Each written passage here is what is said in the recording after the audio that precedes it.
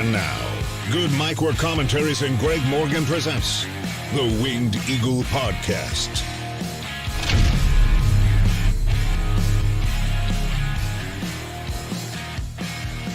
Happy Saturday. What is going on, everyone? Good Mike Work Commentaries back at you with your Winged Eagle Podcast for April 27th, 2024. And this was an interesting week. We got a lot to talk about. I'm ready to rock. I'm just sitting here. Yes, I'm sipping on a Capri Sun. Mario Kart Deluxe Fruit Punch. Got a problem with that? Yeah, that's what I thought.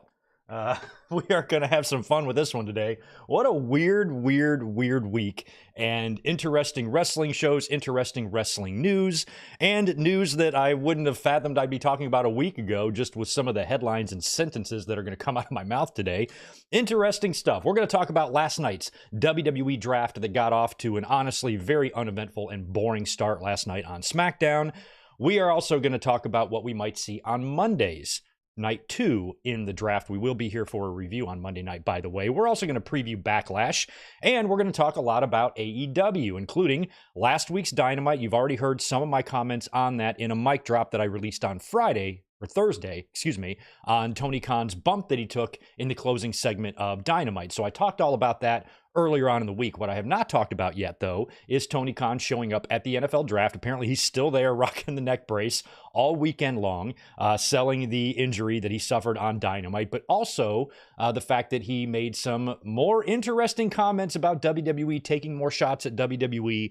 And as I've said in the past, there are always limits to this stuff. I don't get butthurt over people taking shots back and forth. What I don't like is when it treads into going too far, being too much, becoming obsessive. Those are the things that usually raise red flags with me.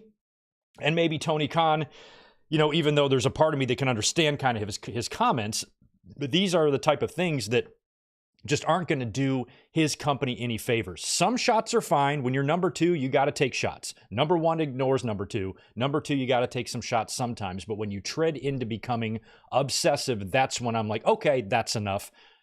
We'll talk about how I feel about Tony Khan's Harvey Weinstein comments, why I thought they were dumb. But on the same token, if I was in his shoes, I might say the same damn thing. So we'll talk about Tony Khan's really weird behavior all week long, his, sell job that he had on Wednesday's Dynamite, and the fact that we're going to get a medical update on him tonight on Collision, although I think most fans know his medical update. He's hurt. He's in a neck brace. He's been seen at the draft all weekend long, so I don't know what kind of update they're really going to give us, but we are going to have a follow-up to this also tonight on Collision and on Wednesday's Dynamite as well. So we'll see how this all plays out. To me, it all depends on the follow-through. It's really important how they follow through with this angle to keep it as, realistic as possible and not tread into the, hokey, silly, goofy wrestling angle territory. So we'll see. I think the angle itself was pretty well received overall by most fans, haters excluded, of course, but nothing is going to be determined yet until the follow-through. So we'll talk all about that. We'll talk a little bit about this past week's Dynamite. We'll preview tonight's Collision and Rampage. We will also talk about that kind of non-story that was dropped by Sportico yesterday, talking about Vince McMahon selling his shares, which we've already known that he's going to be doing that. I think they're still yet to be actually sold, so there was really no news there, but there was interesting news coming out of that article reporting that Nick Khan has also listed all of his shares for sale. We'll talk about what that might mean or what that might not mean. And also some news and speculation still on WrestleMania 41. The longer we go, the more it seems like it's going to be Vegas. That's good news for me. We're also going to talk about Cameron Grimes' release this week, which is a really, really sad one. WWE released a handful of talent. He was one of them.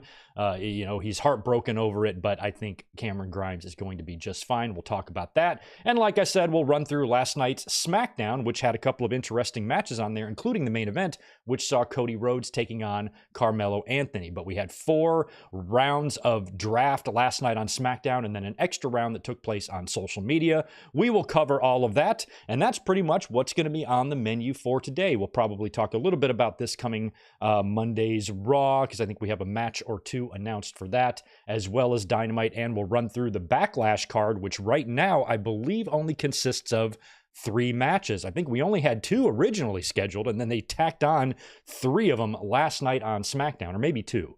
Maybe Jade and Bianca and Damage Control was already announced, but they did add 2 more matches to the Backlash card last night on SmackDown, which will be 1 week from today.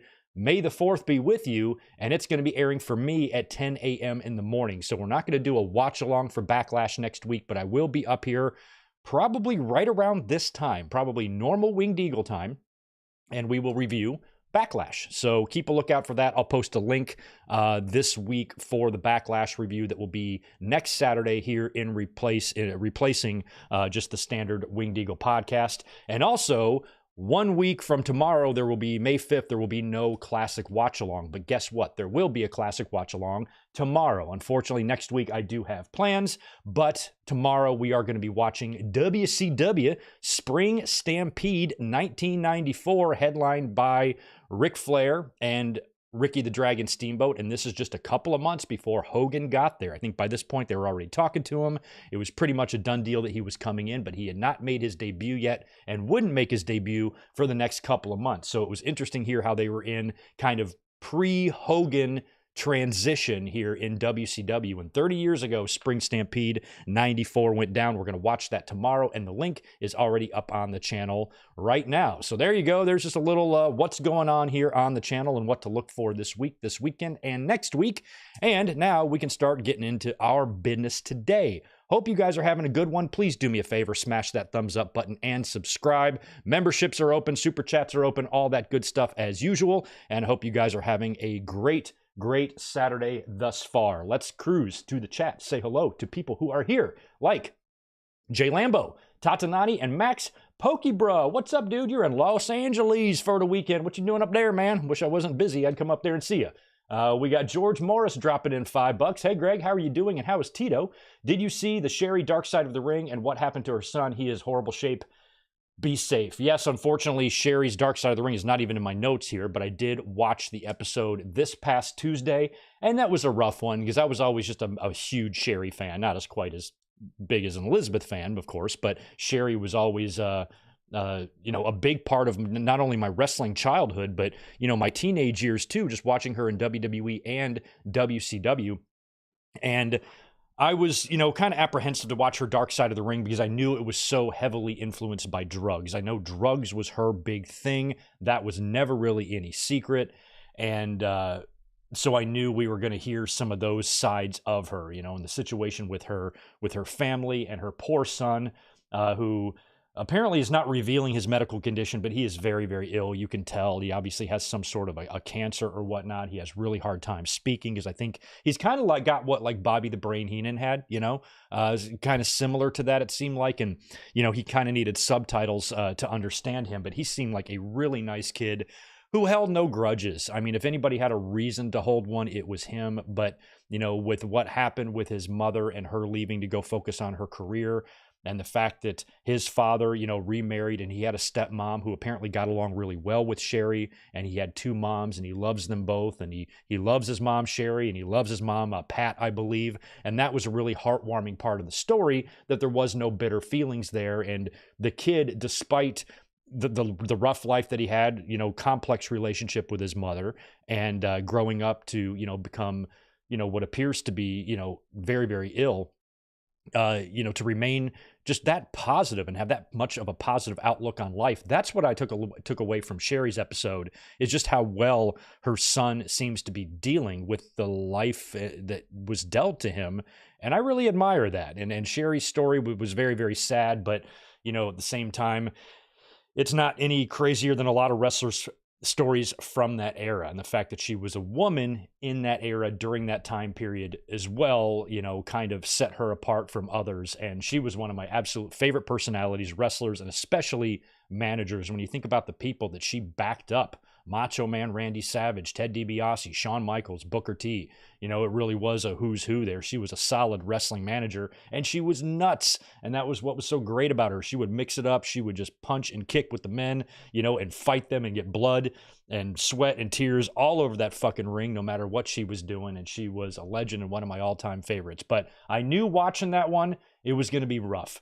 We'll try to do a video. I'm going to try to do do some sort of video where we can kind of do maybe a blanket review on some of these Dark Side of the Rings, because I haven't been good about coming up here and talking about each episode individually, but I have seen every one this season, and it's been a pretty good season, honestly. I don't know where it ranks in the other seasons because we've been through so many of the big names and stuff, but the fact that we still have stories like Sherry's to tell makes me think the Dark Side could go on for a couple of more seasons. But that was a rough episode to watch for sure. But thank you for that, George. Also good to see Jacob. Yeah, it's been an interesting week, and that's what we're here to talk about, bro. Good to see Big J as well. Red Raven Rucker. Trying to hit these channel members. Isaac as well is in here. We got Sonic Plays. We got Denny Down Bad. Ramon Coffee. Hitting all my channel members first. And my boy, my friend, my buddy, my home slice, home skillet, Luke McAllister chiming in with $10. Thank you, dude. What's up, Greg? Nice to see Tony Khan making more friends among the wrestling community. Jokes aside, got my tickets for Clash at the Castle in Glasgow. Can you do a Scottish accent? No, I can't. I can't do any accents. I suck at accents. I think in order for me to do an accent, I have to live there, because I can talk like a Southerner, because I lived down in the Southeast for like, I don't know, 20 years or something like that. So I can turn that accent on and off whenever I want. But I can't do any other accents, and I wish that I could. I suck at doing them, so I need to practice so I can do a Scottish accent just for you, Luke McAllister, and I'm not going to attempt it because it's going to sound terrible, and you guys will unsubscribe from me. But I'm really happy that you're going to Clash. That's going to be a fun show. I'm expecting Drew McIntyre to win the title there, although that means Damian Priest is going to have a short run. He'll beat Jey Uso at Backlash, but even before WrestleMania, I was predicting for Priest to cash in at Mania, win the title, and drop it in 2 months to Drew in Scotland. Well, that means it's a short run for Priest. Well, guess what? That's the breaks sometimes. And sometimes that's what you got to do. Triple H doesn't seem to like short runs, so we'll see if he does one here or not, but I would give that to Drew. I would give that moment to McIntyre and then maybe do Punk and Drew at SummerSlam or something like that for the title. And we're going to be talking about the draft and where I think all these guys are going to end up. I think Punk, Drew, and Priest are all going to stay on Monday Night Raw. So, well, Priest we know will, but Punk and Drew I think are going to stay there too. Also, let's say some hellos to the real CEO is here. We got Daniel Barry Sports. We got Jacob A. I think I got you. Gilbert and Ben Espinoza is here. We got Rodrigo in the house. Always good to see you. We got Tony is here. We got Damian Drain up in her. And I also see Bong Style. Channel member JJ Leg. Shell Shock is in the house. Anybody else showing up here, chiming into the chat? Good to see you. Welcome, and thank you for being here this afternoon. Going up 30 minutes early again today. My Saturdays have been a little bit whack. But we're still here on Saturdays. Just sometimes it changes the time that we go live. I am going to be launching a new series soon, and we're going to do the first episode on whenever I score a Saturday night off. Whenever I have a Saturday night off from work, we're going to do Saturday night's Greg event. I even have the logo made and everything. So just like back in the day, every couple of months you would get a Saturday night's main event in replacing Saturday Night Live. So here, if I ever score a Saturday night off, I'm going to wait until after Collision and Rampage, assuming those are going to both be on the same night going forward here in the future. After that, we're going to come up and do a late night podcast on Saturdays whenever I'm off, and you guys will always get like probably a full week's notice on that. So keep a lookout for that in the future. Hopefully in the next couple of weeks, we will bust out a Saturday night's Greg event. I'm ready to do that. It's going to be fun. I already told you guys about tomorrow. We got Spring Stampede going on tomorrow, watch along Sunday night, and the Raw review on Monday. And then, of course, 1 week from today, right around this time, 1 week exactly from now, I should be right in front of your faces talking to you about Backlash and what we saw. Here's what we're going to see. We're going to see Cody Rhodes successfully retain his title over AJ Styles. We're going to see Damian Priest successfully retain his title over Jey Uso. We're going to see Jade Cargill and Bianca Belair beat Damage Control for the tag team titles. We're going to see Bayley retain over Tiffany and Naomi. And we're probably going to see... I hope we see Orton and Owens beat the Bloodline. That's my early Backlash predictions there. We're probably not going to do Backlash predictions because it's probably only going to be a 5-match card, 6-match card. I might do a mic drop. Keep a lookout for that. Maybe Thursday-ish we'll do a quick little video on Backlash predictions. But let's talk about some wrestling news first, shall we? And I think we got to start with the Tony Khan stuff. Now, on Thursday, I dropped a mic drop on the channel because I had to come up here and talk at least for a few minutes about the Tony Khan segment that we saw to close Dynamite on Wednesday with Jack Perry and the Elite. I talked about that, Jack Perry showing up, having Tony Khan reinstate him, shake his hand. They share a very sinister hug, at least from Jack Perry's end, having that Christian Cage kind of glance into the camera. And then, of course, he comes around and turns on Tony Khan, punches him in the gut, and Tony just crumples like one of Bailey's inflatable dolls, whatever those things were that she used in her entrance. He went down. Elite, Bucks and Okada run out there to kind of help him up. It looks like they're about to give him a BTE trigger, and then Okada like stops him and does the little thumbs up. Sing it. God, I love him. And then, of course, the Bucks turn upside down Tony Khan into the Tony Khan driver and hit him with it. And the wrestlers run out there. Shad Khan runs out there, Tony Khan's father.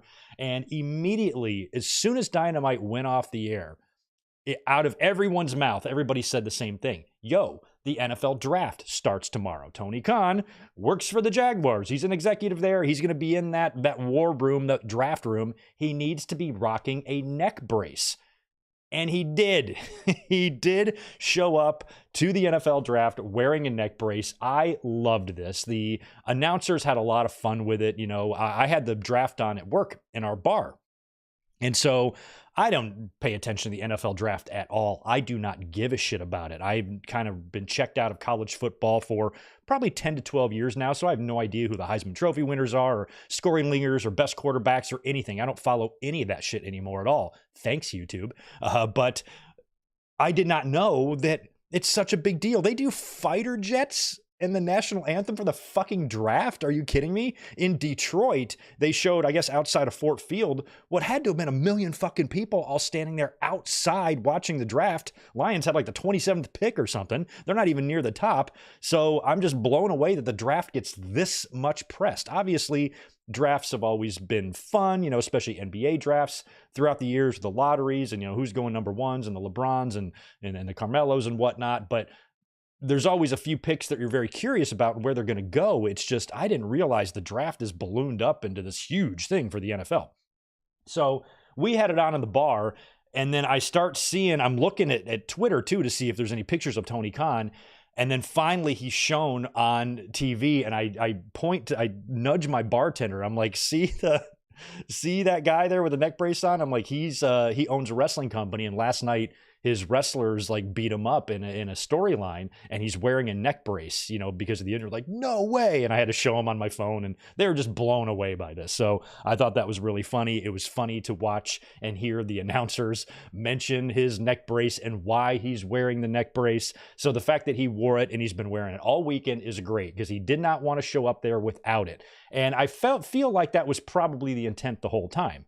I feel like that was probably strategically done by AEW, if you ask me. Hey, if we are going to involve Tony Khan doing it right before the draft, then he has to show up to the draft wearing a neck brace and selling it and getting his angle over to a broad audience. I mean, not like, you know, they stopped what they were doing to address the neck brace that Tony Khan is wearing, but they were making mention of it. You could see Tony Khan kind of smiling and stuff, and it got attention. People talked about it. People mentioned it. And then where it might have taken a wrong turn is when Tony Khan did a couple of interviews. And I forgot where this particular interview happened. It must have been on NFL Network or whatnot, where he was asked about the neck brace, and he was talking about it, and then talked about wrestling and his wrestling company, and said, you know, just went on to offer some unsolicited comments here on his company and WWE's. He said, we are a wrestling company. WWE is our primary competitor. We are, meaning AEW, we are the Pepsi of pro wrestling, and WWE is the Harvey Weinstein of pro wrestling. Oh my God. There's so many different ways I want to slice this comment up and talk about little parts of it and why this is okay, but why this is not. The Harvey Weinstein comment, honestly, you know, if you are someone who is battling against WWE, or if you're one of those AEW freakazoids that I always hear so much about that hates everything the WWE does, this seems pretty much right in line with something that they would say. WWE, not just Vince McMahon, not just John Laurinaitis, but WWE, the company WWE, do you hear me? The company WWE is currently the defendant in a sex trafficking lawsuit. Harvey Weinstein is not that much of a stretch. When you think about all the disgusting things he did, and then you think about some of the behavior that Vince McMahon was accused of in that Janelle Grant lawsuit, they're not really that far apart when you ask me. So Tony Khan's comment saying WWE is like the Harvey Weinstein of wrestling, well, right now they kind of are, because they're a defendant in a sex trafficking and sexual assault lawsuit. So that's not really that far-fetched. My problem with it is that when you're taking steps forward in an angle on Dynamite that I thought, like I said, haters excluded, who are just going to hate everything no matter what, haters excluded, for the most part, normal people were receiving that angle on Dynamite relatively well. It intrigued enough of us to where we were like, okay, I want to see how they follow up with that. Now, if they follow up and they completely drop the ball, that's definitely possible, but they might have began here a storyline that could be a star-making storyline with Jack Perry, or God knows whoever else gets involved in how far this goes. So that was a step in the right direction. Tony Khan showing up to the draft in a neck brace, also a step in the right direction. Got a lot of people who don't even know much about wrestling aware of what was going on, aware that this guy has a wrestling company that's also on television, because casual people, even my mom didn't know the difference between AEW and WWE. When I went on the Jericho cruise, years ago, I remember her saying, like, how was your WWE cruise or whatever? So, casual people just lump all wrestling in together. So if Tony Khan is able to get it out there that, hey, my stuff is different than what they do, there's actually a second company out there, and you're giving your company exposure and publicity outside of your wrestling bubble, which is something WWE really loves to do. This is a WWE type of tactic here, where they would get somebody on a podcast or an ESPN show or a sports show, kayfabe in their injury or something. So that was all good. That was all well timed out by AEW to run this angle the day before the draft. So Tony Khan shows up injured to the draft. That was all good. But then when Tony Khan goes into his WWE comments, it's like, okay, well now, one could make the argument, and they would be right, that Tony Khan would be now taking away from that angle. Now it's all going to be about this comment, because that's a bold statement to mention Harvey Weinstein as a disgusting sex criminal like him in the same breath as WWE. That's going to be considered a shot. That's going to be considered firing shots at the other side, and the other side might not like that. And plus, that's a pretty strong comment to make where it's going to grab headlines. Your company's already grabbing headlines right now because of your angle. Why don't you let that breathe? Now you're going to say this, and I dare say Tony Khan saying those, comparing WWE to Harvey Weinstein, has now overtaken the headlines of his wrestling angle, his neck brace, and what made a lot of that so fun. So my issue with Tony Khan is kind of just on some of his timing. What it comes down to is he just can't help himself. And granted, he was much like Triple H. I kind of defended Triple H's comments a little bit. I thought, even though I know everybody says he didn't mention Ospreay by name. Look, idiots, he was talking about Will Ospreay. You have to be a fucking fool to not see that. So it doesn't matter that he didn't mention his name. That's who he was fucking talking about. But even with Triple H, I kind of defended that. I'm like, look, the dude's doing a ton of media. It's WrestleMania week. He's all over the place doing interview after interview. He just said something in the moment. Maybe if he would have thought about it, he wouldn't have said it or worded it that way. I thought it was a shitty and dick thing for Triple H to say, but something that I can let slide. Triple H, that was a shit thing to say, man. But I'm not going to disown Triple H and say fuck him and just write him off completely. People say stupid shit. Not a big deal. So Triple H, as I kind of defended, just due to the amount of media he was doing, and the amount of things he was talking about, eventually you might get to something about your competitor, and that came out. Wasn't a good comment, thought it was kind of shitty, but I moved on from it. Tony Khan, same thing. It's the NFL draft, so he's doing all of these interviews, and then if wrestling gets brought up, and he just kind of gets rolling there in his comments, and then he just wants to throw a shot at WWE, fine, but kind of read your room. Read where you are. Is that the best particular time to say that. I don't even really, I know this sounds crazy, but I don't have too much of a problem with the Harvey Weinstein comment itself. Think about if this same exact lawsuit happened to Vince McMahon in 1996. What do you think Paul Heyman would be calling Vince McMahon? He'd be calling him probably a lot worse than Harvey Weinstein. Harvey Weinstein and Bill Cosby and, all rolled into one there. So I don't think that the comment itself is really super out of line when you think about what other people have said in the past or what people would say if they were in that position. And think about this too. Just, those hypotheticals I love so much. You guys love those, right? Here's just a hypothetical. Just imagine a universe. Imagine a universe where the Vince McMahon Janelle Grant lawsuit still exists, but instead of Vince McMahon's name throughout that lawsuit, it's Tony Khan. Every single thing that Vince McMahon is accused of, Tony Khan is now being accused of the same thing with the same evidence. All those text messages are coming from Tony Khan. All of those accusations are accusing Tony Khan, not Vince. Just imagine you're living in that world for 1 minute. Janelle Grant is suing Tony Khan, not Vince McMahon. Think about and this is directed mostly at the people who really, really hate the mere existence of Tony Khan, that want his company to fail because when he takes a shot at WWE, they're too soft to handle it. Those people. Imagine if you are one of those people, if that Janelle Grant lawsuit was suing Tony Khan instead. Think about all of the names. Think about all the nicknames and names you already call Tony Khan. What would you be calling him then? I bet you'd be calling him Harvey Weinstein, wouldn't you? Yes, you would. Yes, you would. The guy can't even cut a promo on TV without you guys with the snowman and the daddy's money. Think about how vile and stupid and obsessive his haters already are. With their crazy comments, their stupid nicknames that they've taken from other people and peddled as their own. They love to do that. They're parrots. They repeat, repeat, repeat, repeat. Think about all of that hate that is directed at him.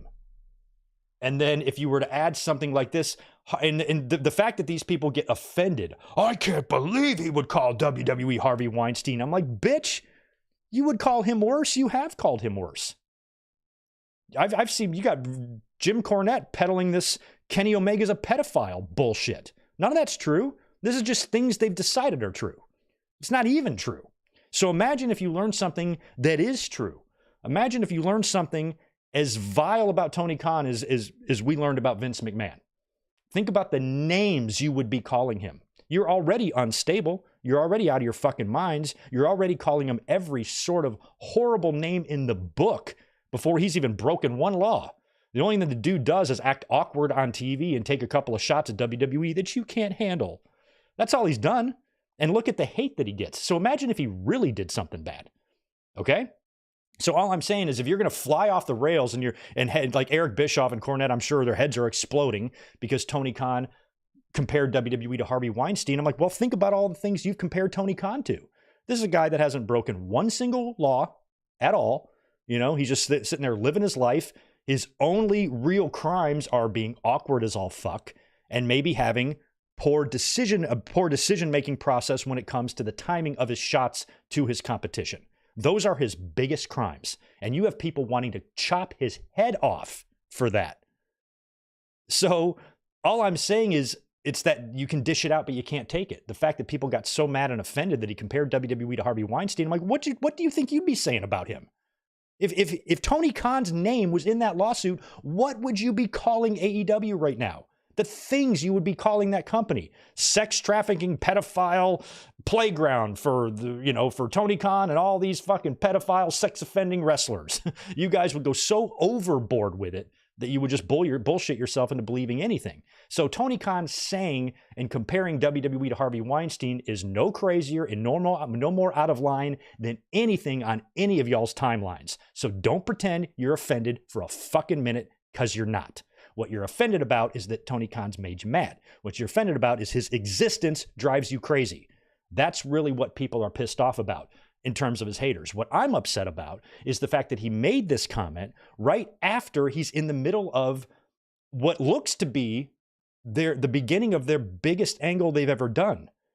I mean, that can be argued, but really Tony Khan taking a bump, the boss taking a bump, is usually a big deal. The first time Vince McMahon ever did it, it was a big deal. First time Eric Bischoff ever did it, it was a big deal. Tony Khan now actually involving himself into a storyline, becoming a character on TV and being assaulted by somebody, should be the beginning of one of your company's biggest angles ever. They still have to follow this through. We've had no follow-up at all yet. We haven't even had our first show since that happened. So there is plenty of time for AEW to completely fucking fumble this and drop the ball and make it suck. Or it can be pretty damn sweet. I'm hoping that it's going to be good. And I'm hoping now that when you tread into a territory where you're beating up your boss, you're going to have to make the storyline make some kind of sense, because now, that was always my issue with Vince McMahon and Stone Cold Steve Austin, is sometimes it was getting a little bit ridiculous, with the arrests, and the suspensions and the firings and the reinstatings and all of that stuff. It got a little bit too much, but the chemistry between Austin and McMahon was so great, you didn't really care too much about the story around them making a whole lot of sense. That stuff was so good in the ring and so good, on the mic and the interactions between the two. With Tony Khan and the Bucks, and the Elite here, I'm hoping that the storyline makes sense to where it doesn't have to get too technical and business-like. Oh, we got clauses in our contract and we can't be fired, so we've got you by the balls, that type of thing. It's got to be a little bit better than that, I think. And we'll see if Tony Khan maybe makes it to the point where he starts recruiting a group of his own wrestlers to combat them, because obviously he can't fight them himself. And we'll see how all of that plays out. The follow-through is really important. The follow-through is make or break here for AEW. They got a good chance here to have a really great storyline. I think the players involved are great. God, I love Okada. He's so amazing. And the Bucks are just natural douches. And Jack Perry trying to use the scapegoat moniker as a way to elevate him, coming off that CM Punk fiasco. They could be taking the biggest negative in company history and turning it into a positive. That's what you would want them to try to do. That's what everybody should want them to try to do. Well, at least, if you have this horrible thing happen, at least try to make the best of it, And so that's what they're trying to do. Will it be great? That remains to be seen. It might completely fucking suck, but it also might be great. We just have to see. But based on AEW's history of follow-throughs, I'm not going to lie, I'm a little nervous about them properly following through with this and actually making it good, because they've had so many fumbles previously. But I'm going to give it a chance. Right now, I'm still into it. My only issue is, I think if Tony Khan wanted to make some comparison between WWE and Harvey Weinstein, fine. Maybe just find a different time to do that, because you were wearing the neck brace while saying this. You should have been pissed at the Bucks and Okada. You know what I mean? Like, if this is real, he shouldn't be directing anger at Vince McMahon right now, or WWE right now. There's a time and place for that. Sure, if he's on a podcast where they're just kicking it and conversation is just flowing, throw out your little Harvey Weinstein comment there. No harm done. Fans will still shit their pants and wipe it on their face, of course, out of anger, but I won't. I will understand, hey, that timing was a little bit better. This timing was not good. Tony Khan should have been throwing shade and should have been venting his anger at his own wrestlers. God damn it. I know we got the draft this weekend, but next time I'm on TV, I'm going to fire these assholes, or something like that. So, if you just get beat up 24 hours earlier, why are you directing your hate comments at somebody else who you've never met? You know what I mean? So that's my issue with his Harvey Weinstein comments. Just dumb and bad timing, and just bite your tongue sometimes. Tony Khan is the owner. I saw people say, oh, AEW needs a PR team. They have a PR team. He's the fucking owner. He can say what he wants. I'm not saying he's wrong for saying that. The owner, just like we saw with Vince McMahon, just watch that Bob Costas interview. There's more weird behavior in that Vince McMahon, Bob Costas interview than there's been in the entire 5 years of Tony Khan's behavior combined. Since we've known who this man is. So he hasn't even been able to scratch the surface of what weird really is. Vince knows weird, okay? It's just, I think the timing of that, and he needs to just have better sense. If you're going to be the boss and you're going to have the freedom to be able to say whatever you want, try to think, how is this going to affect, my company, my TV for the next day? A lot of times with the AEW pay-per-views, we get big distractions. Something big goes down that kind of takes away from what they've built. And, and when it's himself doing it, it's even crazier. It's one thing when Jack Perry makes a stupid comment or there's a backstage fight or the talent is doing shit to fuck up AEW's flow. That's their fault. They should be punished, dealt with, and be held accountable. When it's the own owner doing that, that's a little bit nerve-wracking because it's like, shit, you're the guy that's supposed to be the voice of reason here, and you're the one making these comments. So if I'm trying to think about what podcast he would even go on. He wouldn't go on Logan Paul or Pat McAfee because they're WWE. They're in bed with WWE. But if Tony Khan just went on some random podcast where they were just talking for like 3 hours about everything, that is where I think comparing WWE to Harvey Weinstein would be a little bit more appropriate. Doing it in an interview about the NFL, that sounds like you just, being a little bit obsessive. And that's one of the big things I have an issue with. People who don't like Tony Khan are obsessive. He seems to be obsessive about WWE, and obsession is unhealthy. Nobody should be obsessed with anything. It's stupid. So we'll see how Dynamite goes this Wednesday. We'll see what happens on Collision tonight, although I don't think Tony Khan is going to be at Collision because he's doing the NFL draft stuff. But on Wednesday, I'm sure we will hopefully hear some consequences. That's the thing. If the Elite and the Bucks and Okada, or if the Bucks, Okada, and Perry all come out on Wednesday and they just are able to do whatever they want and we don't hear about any sort of consequences, or maybe if they explain, hey, we're untouchable, but how does that make Jack Perry untouchable unless the EVPs had the ability to somehow sign him to an ironclad contract? They're going to have to maybe explain some of that to us, or Tony Khan is either going to have to explain why he's not firing them, because he's not going to fire them. He might suspend them in kayfabe or something. And like we talked about on Thursday, Kenny Omega is scheduled for this Wednesday's Dynamite, and I'm expecting the Elite to kick his ass. So if they beat up Tony Khan, then they put down Kenny Omega, how are they going to avoid consequences for this, So like I said, it's all in the follow through. Last week's Dynamite was good as well outside of that Tony Khan segment because they were at Daly's place. However, they did suffer some hardcore audio issues throughout the show that a lot of fans were complaining about.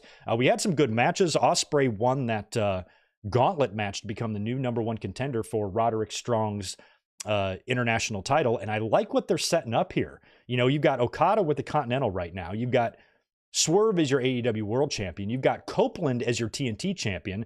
And Ospreay will beat Roderick Strong at Double or Nothing. So think about who your 4 men's singles champions will be. Ospreay, Okada, Cope, and Swerve. That's not bad.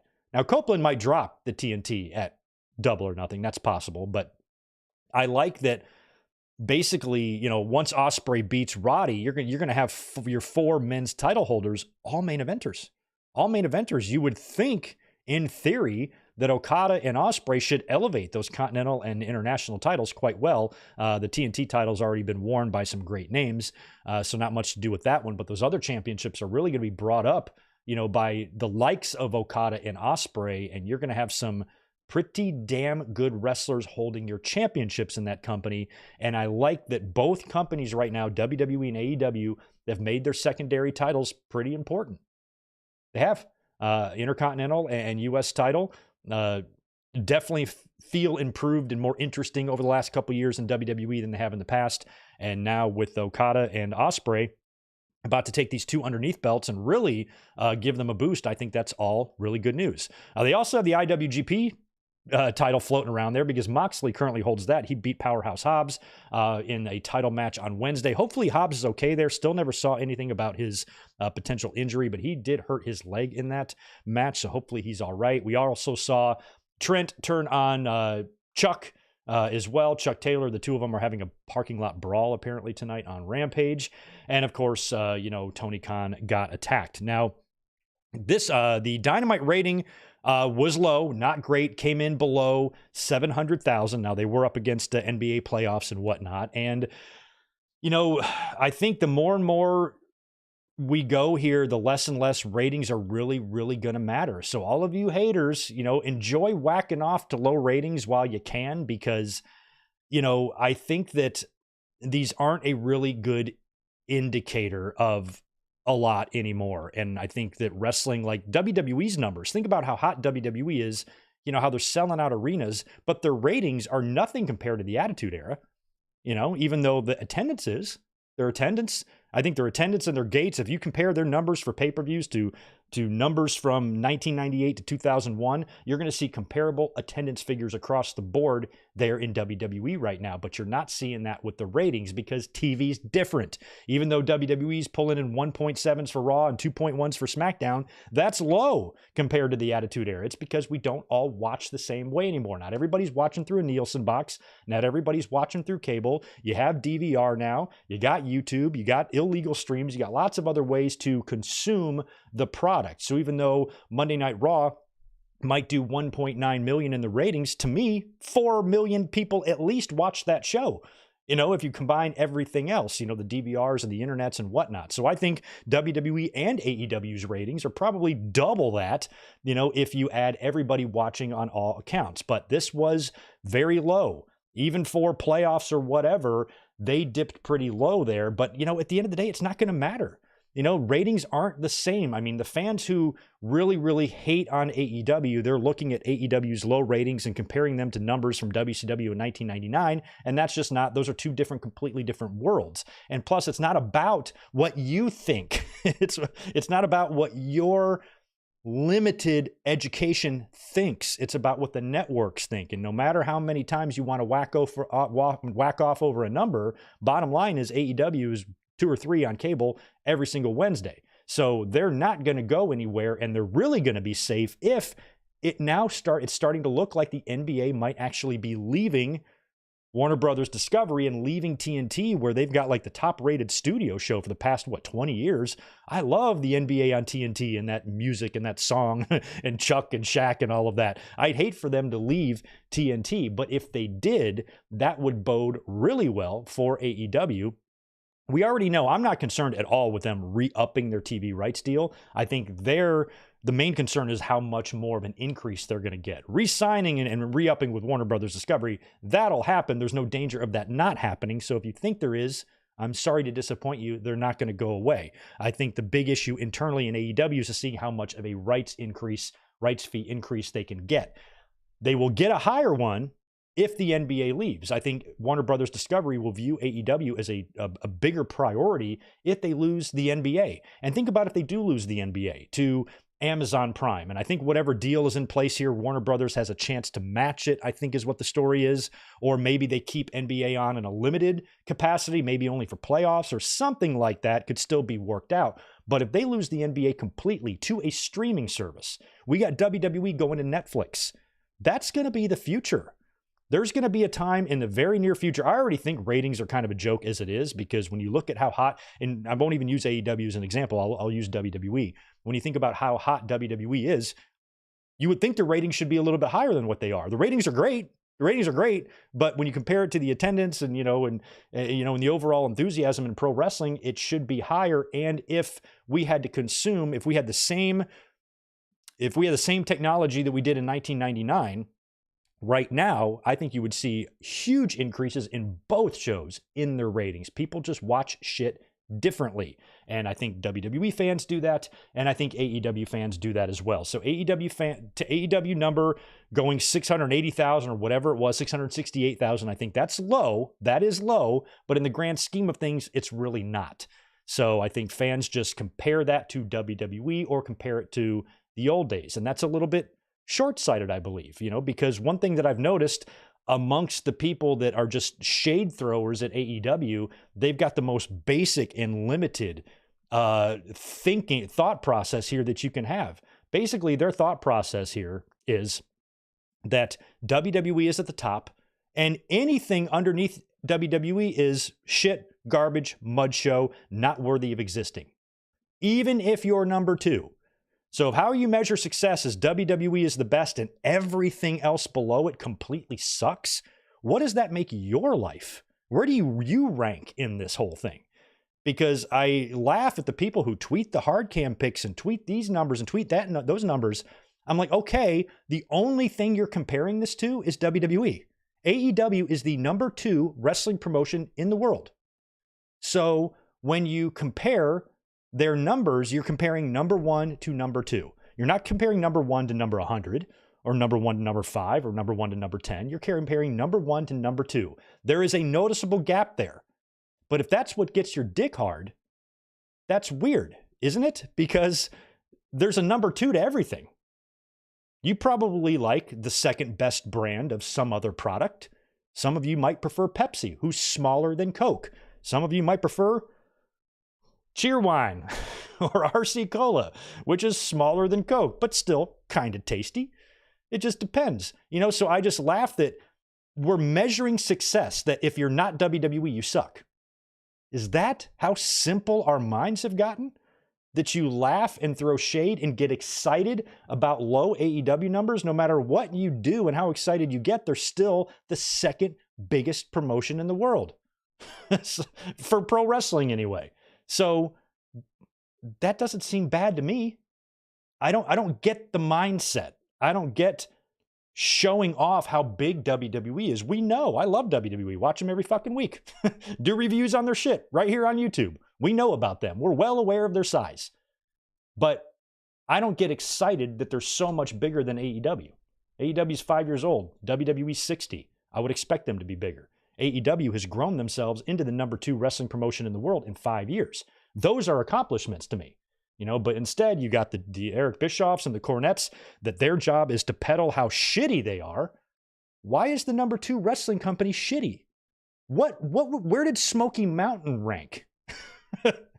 Think about how shitty wrestling was in 1995, and Smoky Mountain Wrestling was still the 5th best promotion out there, even in shitty 1995. You had WWE, WCW, ECW, probably USWA, and then Smoky Mountain. Shit, I might be missing one. So I feel that I see that a lot, especially on social media, because social media is a fucking cesspool of idiocy.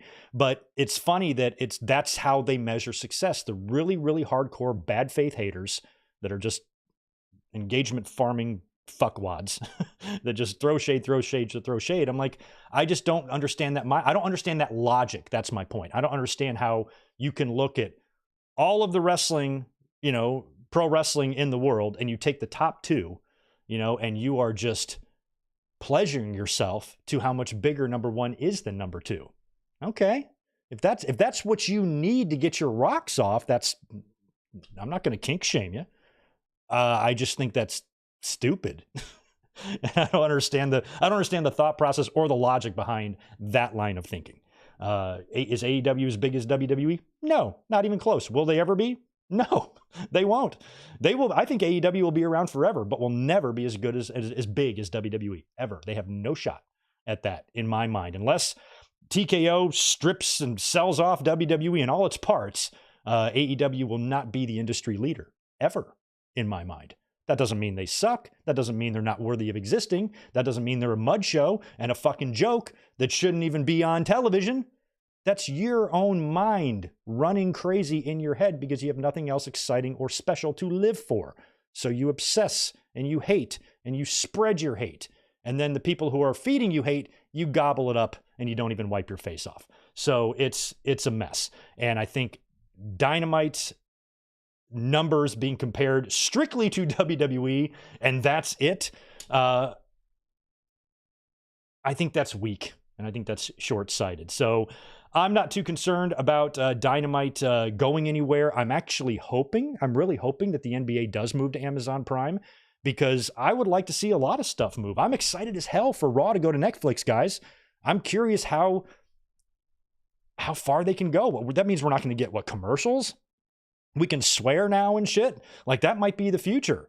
WWE goes, then the NBA follows. Shit, maybe we get AEW finally getting their streaming deal, and we can just stream Dynamites every fucking week. And we don't have to worry about TV ratings and commercials and rights fees and all that, at least from a fan's perspective. So we'll see. I think the landscape has been changing for a lot of years. People have been cutting the cord on cable. I haven't had cable now in probably 10 years. I just use streaming apps and things like that. That's the future. That's the future that we're entering into. You can watch an entire wrestling episode fucking on your phone or in a series of TikTok highlights or something. I mean, we all consume things differently. A lot of times on this podcast, I got to hit AEW and WWE's YouTube channel to go through and refresh my memory on some of the matches that I saw the other night. So people really just do consume wrestling all different ways. And sports and all forms of entertainment, all different ways, and seeing WWEs and NBAs starting to move. NFL too, I think runs some games on Amazon Prime, don't they? So streaming is the future, and I'm hoping it's the future for everything because it's the easiest for me. In terms of what we're going to see tonight on Rampage and Collision, by the way, tonight's Collision sees Rey Fenix returning to the ring to take on Beast Mortos. We got Anna Jay versus Toni Storm. The Grizzled Young Vets debuting for AEW, taking on the Acclaimed tonight on Collision. That's good. Welcome to AEW, Grizzleds. The Bang Bang Gang is going to be taking on Top Flight and Action Andretti, and we are going to get a medical update on Tony Khan, and Swerve Strickland is scheduled to open up the show. Now, Collision goes live whenever the NBA playoffs end. I think is it Miami and Boston? Is that the game that's on right now? I don't even know. But whenever that game is over, tonight, Collision is going to start and Swerve will open up the show. After Collision, we've got Rampage, Deonna Purrazzo taking on Thunder Rosa, Trent Beretta versus Chuck in that parking lot brawl. And I think that's all I've got written down for Rampage. So that pretty much concludes our AEW portion of the discussion here, because there was a lot to talk about with Dynamite and Tony Khan and the ratings and the neck brace and Harvey Weinstein and WWE.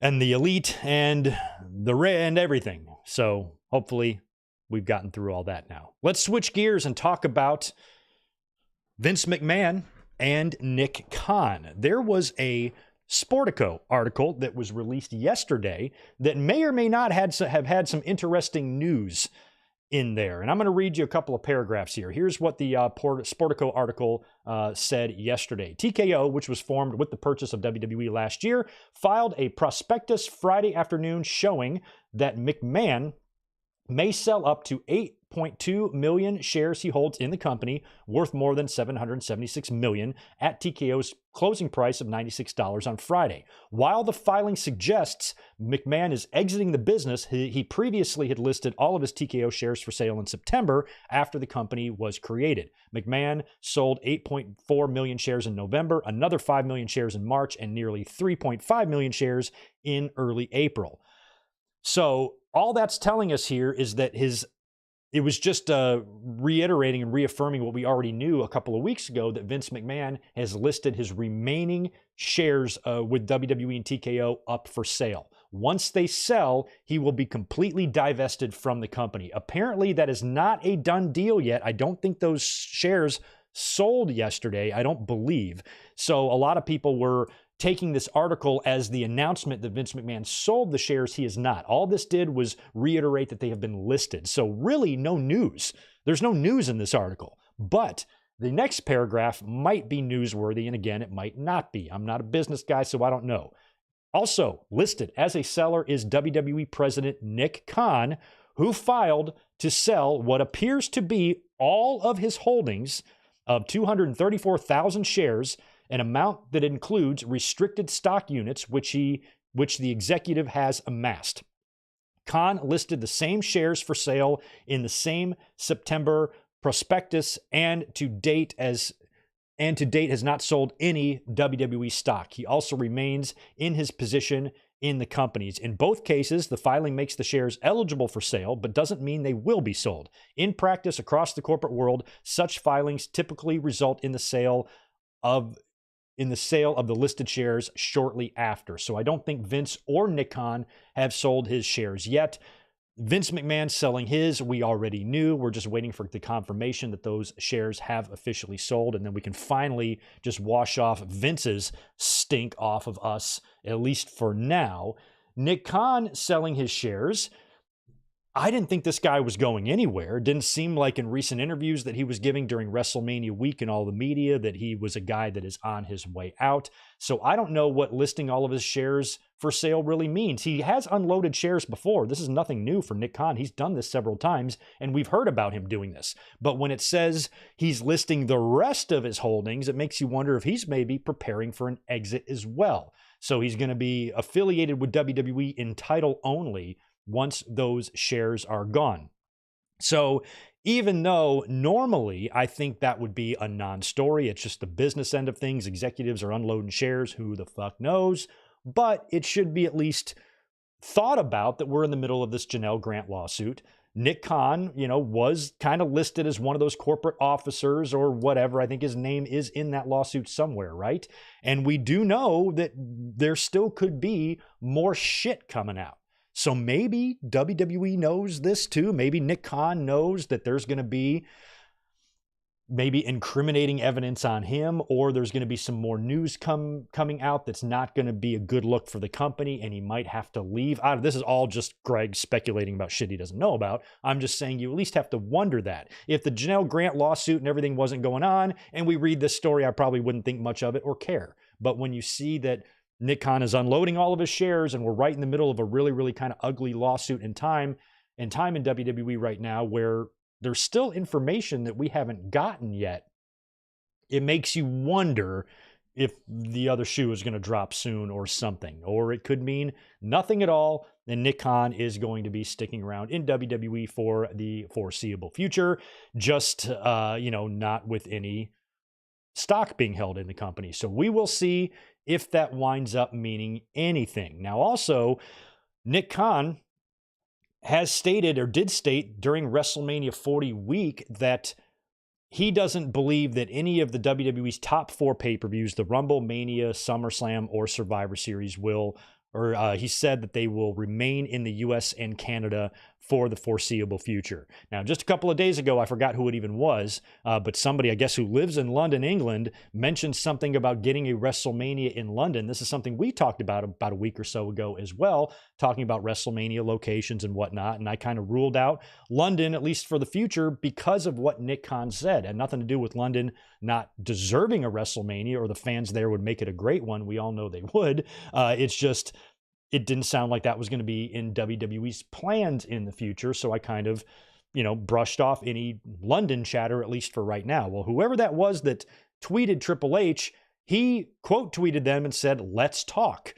So I don't know there. Maybe there's something else going on with Nick Khan. Maybe he is leaving, because that's contradictory. Nick Khan literally just said days ago, just a couple of weeks ago, that WWE would not be taking WrestleMania overseas, and now Triple H wants to talk about it. So we will see if that amounts to anything at all in the future, and we are still wondering where WrestleMania 41 is going to be. Still no confirmation on that. You got to think it's got to be coming soon, right? Here's what Dave said, Uncle Dave said in the Wrestling Observer newsletter this week regarding rumors of WrestleMania for May 3rd and 4th in Las Vegas. From what we are told, it's not locked in, but it is being talked about as a possibility. So they're still in the possibility stages. I think we're way beyond that. They need to figure something out. Basically, it's working out the deal with the city is what has delayed the announcement. Minneapolis submitted a bid as well. Undertaker, on his podcast, stated that it would be in Las Vegas next year. As far as he had heard at press time, it's the front runner. And I did see that clip of the Undertaker being asked about WrestleMania. He goes, "I think it's going to be Vegas. I was told Vegas." So I'm hoping it's Vegas. I really am, because I'm going to go to that. So start planning. If it's going to be May 3rd and May 4th, I might try to get a hotel booked now just to get a cheaper rate. And then I can cancel it if WrestleMania doesn't wind up coming to Las Vegas. But I definitely would like to get a concrete date on WrestleMania before I lock in any hotels. But, to me, just going on my basic uneducated gut instinct, the fact that we haven't heard Minneapolis yet makes me think it's just not going to be there. If it was going to be in Minneapolis, we'd learn that. And I'm telling you, I think it's because of The Rock's involvement. That's what I said before WrestleMania 40 even. I said, look, WrestleMania next year, 41, if they are going to have The Rock in the main event, that match is not made for a Minneapolis market. You know what I mean? That's Vegas. That's a Vegas match. Or maybe even a Miami match, perhaps. But it ain't a Minneapolis match. I'm sorry. And so I think WWE, knowing that The Rock will likely be heavily involved, not only in WrestleMania 41, but probably WrestleMania 41's main event, at least one of them, that Vegas would be the city for The Rock to do that in. And I agree. I think it's going to be a fucking party next year for WrestleMania 41. Make your plans. We're all going to hang out, and it's going to be fun. So I'm hoping that we do get that announcement soon, and I hope that WrestleMania 42 goes to Minneapolis, because nothing against Minneapolis or the state of Minnesota. I've had family there. I've been there. But I want Vegas to get 41, and then Minneapolis can get the next one. That's okay, right? I think that's okay. That's a good compromise. I think The Rock being in the main event needs to be Vegas. We also had some sad news to report this week. WWE, earlier in the week, I think this past Monday it was, released, or maybe it's been a week ago now, released Jinder Mahal and a couple of other talents, including Xia Li. And then it was announced on Tuesday from Cameron Grimes himself, in a very emotional social media video, that he had also been released from WWE. It had Drake Maverick vibes to me. Drake Maverick, released that video when he was released years ago, crying, and they hired him back and then released him again. I didn't want to see Cameron Grimes really get a sympathy rehire here, because Cameron Grimes, I think, should not have been released. I think he's a great talent. He's very, very charismatic. He seemed to be finding his footing in NXT a few years ago, and then shit just fell off. I mean, they cut his hair, and he's had enough time to grow the hair back. That's how long it's been since he hasn't done anything. So him being released makes sense from the standpoint of WWE just not doing anything with him. Why are you going to keep him around if you're not using him? But why haven't you been using him? He's great. We've already seen that he's entertaining. Fans like him. He has a lot of support from a lot of members of the audience. So it seems weird why you wouldn't be able to find anything for him to do. He was recently on SmackDown, eating a loss to Braun Breaker in about 5 seconds, right? And then he was let go.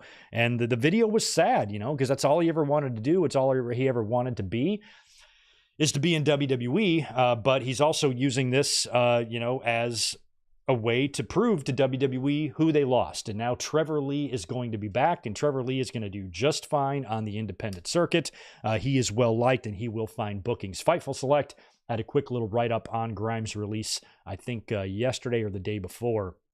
And I quote, "We're told that Cameron Grimes' release was unexpected by many in the company for various reasons. One was that his skill set and track record did not match with others that were cut from the company. While he'd been with WWE for over 5 years, he'd gotten over in NXT and seemed to be constantly improving in the ring. Another reason the release was a surprise was that Grimes was at last week's SmackDown and actually a regular at TV, even though he wasn't being used. Grimes is expected to get booked heavily outside of WWE on the independent circuit, with numerous top indies already indicating to Fightful that they plan on booking him." And another thing that Cameron Grimes said this week was that Logan Paul reached out to him to give him some encouragement, and offer his, his condolences on his release. I thought that was really cool of Logan Paul, who is a crazy megastar. The fact that wrestling has taken in Logan Paul and he's become one of us is kind of cool. Granted, Logan Paul's still a douche, and there's still a lot to not like about him.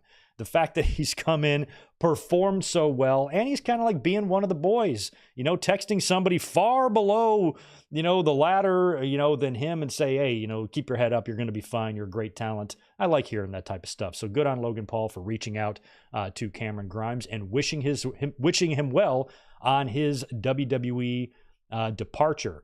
Also, speaking of Dave Meltzer, who gave us that little WrestleMania news tidbit, WrestleMania 41, apparently he got it wrong with Dominic Mysterio. We saw Dominic Mysterio with his arm in a sling. I just thought he was matching mommy. I just thought it was part of the story. I didn't think he was really hurt, but apparently he did get hurt the previous week in his match with Andrade, some sort of a freak accident that injured his elbow. And Dave Meltzer had reported that Dominic was going to need and was about to undergo Tommy John surgery, which at one time was a career ender, but some baseball players, a lot of pitchers have been able to come back from it. But that's a big surgery, and the recovery time for that is usually about a year. I'm pretty sure it would be that way for a wrestler as well. So that was devastating news. But then shortly after that report, Dominic Mysterio himself tweeted out, and I quote, "No surgery for this guy." And then a GIF from, I think, Wolf of Wall Street, where Leo's like, "I'm not fucking leaving," or whatever. So Dominic says no surgery. Dominic says no to Dave, and Dave's report is inaccurate, according to Dom. Now, I don't know if that means that the report was wrong or if Dominic is just electing to not have surgery and maybe rehab it instead. I don't know. But Dominic is saying he's not having surgery. Maybe Dominic is scared of surgery and he doesn't want it. What I hope is that Dominic is just not as injured as Meltzer was reporting, and he's going to be able to come back without surgery. That's what I hope is the deal there. And hopefully Dominic's tweet about himself is accurate. So we will see. Best of luck to Dominic and Mommy. That's a big loss there. Two of the top acts in WWE and one half of Raw's top faction that just crowned the leader of the faction world champion, and now he's lost half of his crew. That kind of sucks. Priest got hit with some bad luck there. Imagine if Judgment Day was fully intact and healthy. They'd look pretty good right now. And I think Priest's title run has, that's going to hurt it. Maybe it could be a reason why he loses to McIntyre if they do that match at Clash at the Castle or something like that. And he's going to blame Judgment Day for not having his back or not being there because they're all hurt and they all suck. I don't know. We will have to see how that goes, but best of luck to Dominic Mysterio. All right, so that does it for our news, for our Tony Khan chatter, for our Vince McMahon and Nick Khan and WrestleMania 41 chatter, and now we can start talking about last night's WWE draft. But before I do that, I owe you guys some super chat answers and some chat acknowledgement, and that's what I'm doing now. I'm acknowledging you, all of you. All right, Luke, I got your 10 from earlier. Let's see who is next. Mr. J, thank you for the $5, dude. Would you work as Tony Khan, new head booker, if he hired you, and what would you do first? Well, we have to talk about pay. We have to talk about where I'm going to live. I don't know if I would ever want a wrestling head booker job at my age. If I was 25, I'd probably be all about it. But me being 46 years old, I'm not trying to work real hard anymore, and I'm certainly not trying to be stressed out. And I want to do, if I'm going to do a job, I want to do a job that would be fun. And even though it might sound fun to work behind the scenes in a pro wrestling company, a job like that, I'm not sure how fun it would be with so many wrestlers' careers being in my hands. I think I could come up with some good stuff, but I don't know if I'd really, at the end of the day, be the right man for the job.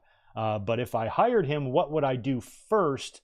I would probably just immediately try to create a more cohesive behind the scenes story building in terms of not forgetting about people.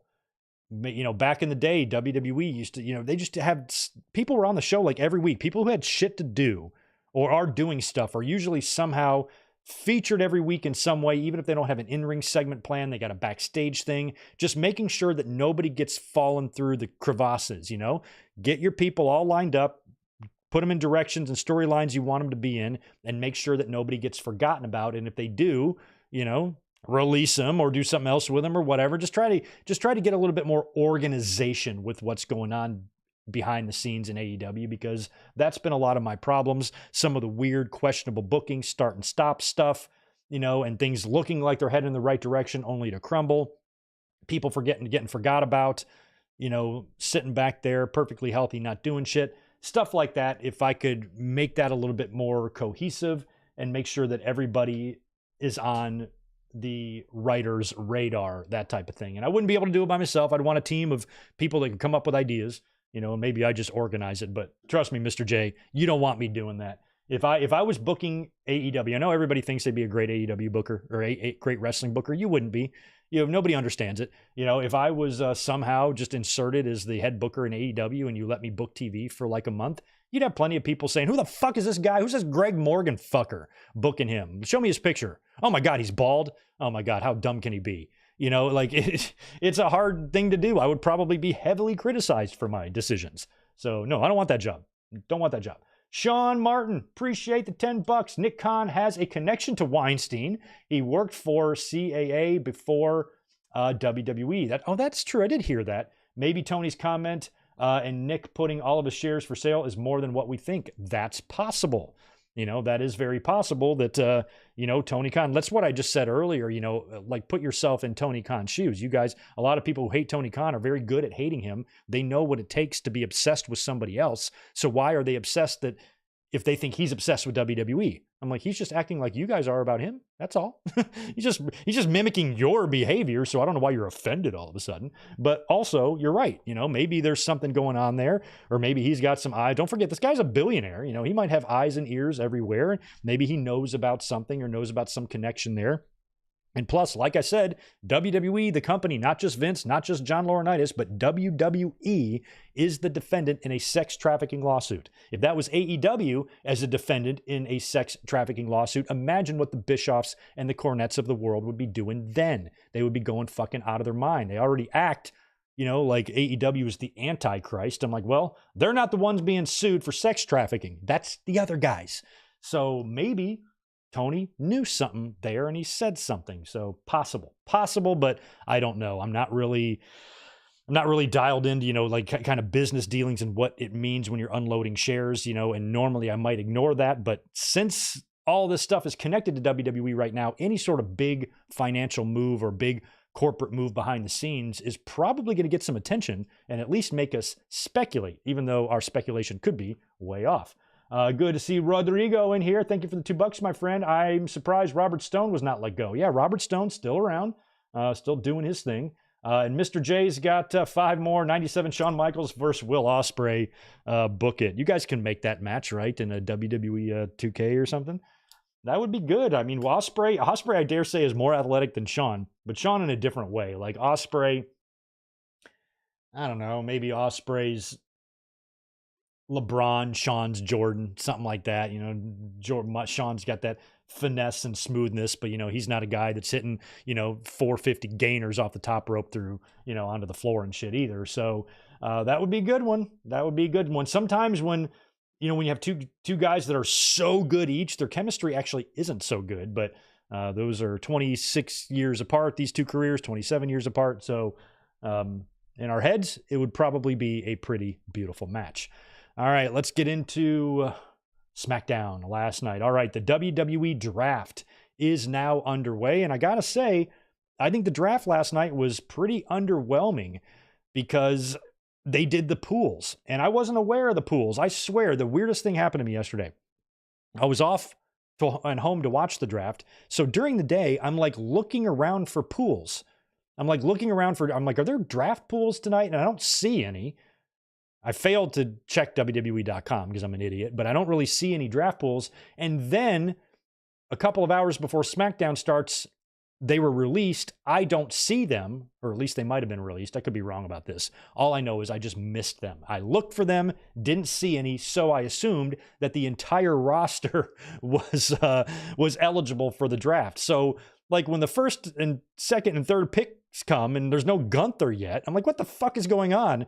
And then when Nia Jax gets picked, I'm like, okay, what are they smoking? And then our friend Steve from Steven Larson tweeted me, he goes, there's a pool, dude. Gunther's not even eligible. I'm like, oh. And so then I go look into that, and then there they are. All of a sudden, the two pools that I've been looking for all fucking day just appeared before my eyes. I'm like, oh, that makes more sense. That makes more sense now. So now it's okay, because otherwise some of these picks were a little bit head scratching. But you had to expect, though, that they weren't going to go too crazy with the rosters. They weren't going to flip everybody. I think for the most part, both rosters kind of have their centers, kind of have their cores, and maybe changing some of the floating pieces around them or putting people in better situations, or maybe they burn through too many opponents on one brand and move them. Those are the things I'm hoping that behind the scenes WWE was doing and the decisions they were making. But some of the picks last night, as we're going to talk about in a minute, we didn't see too much change in the rosters at all. So hopefully we'll see a lot more surprises on Monday night, and I think we will. So we'll roll into SmackDown now. Last night's SmackDown opened up with Paul Heyman, because as we learned, some of the rules we did learn about the draft, this is important, is that the champions are locked in. I love that. I wish they would have locked the champions in back when the titles were named after the brands. Now that they finally fixed that and the titles aren't named after the brands anymore, now they're locked in. Better late than never, I guess, right? So this made a lot of sense, but it would have made more sense years earlier. And that's when we had to do belt swapping shit and all that crap. So the champions are locked in, which I do like. I like that because Oh man, when there was the Raw and SmackDown belts, the Raw tag team champions being on SmackDown and vice versa, that was fucking infuriating. So now if this happens in the future, it avoids having to do the belt swap shit. You can put the World Championship on SmackDown and WWE on Raw in the future. I think the next draft, we're going to see that. They're going to do a draft probably 1 year from now after WrestleMania 41. That's when I think the champs will switch.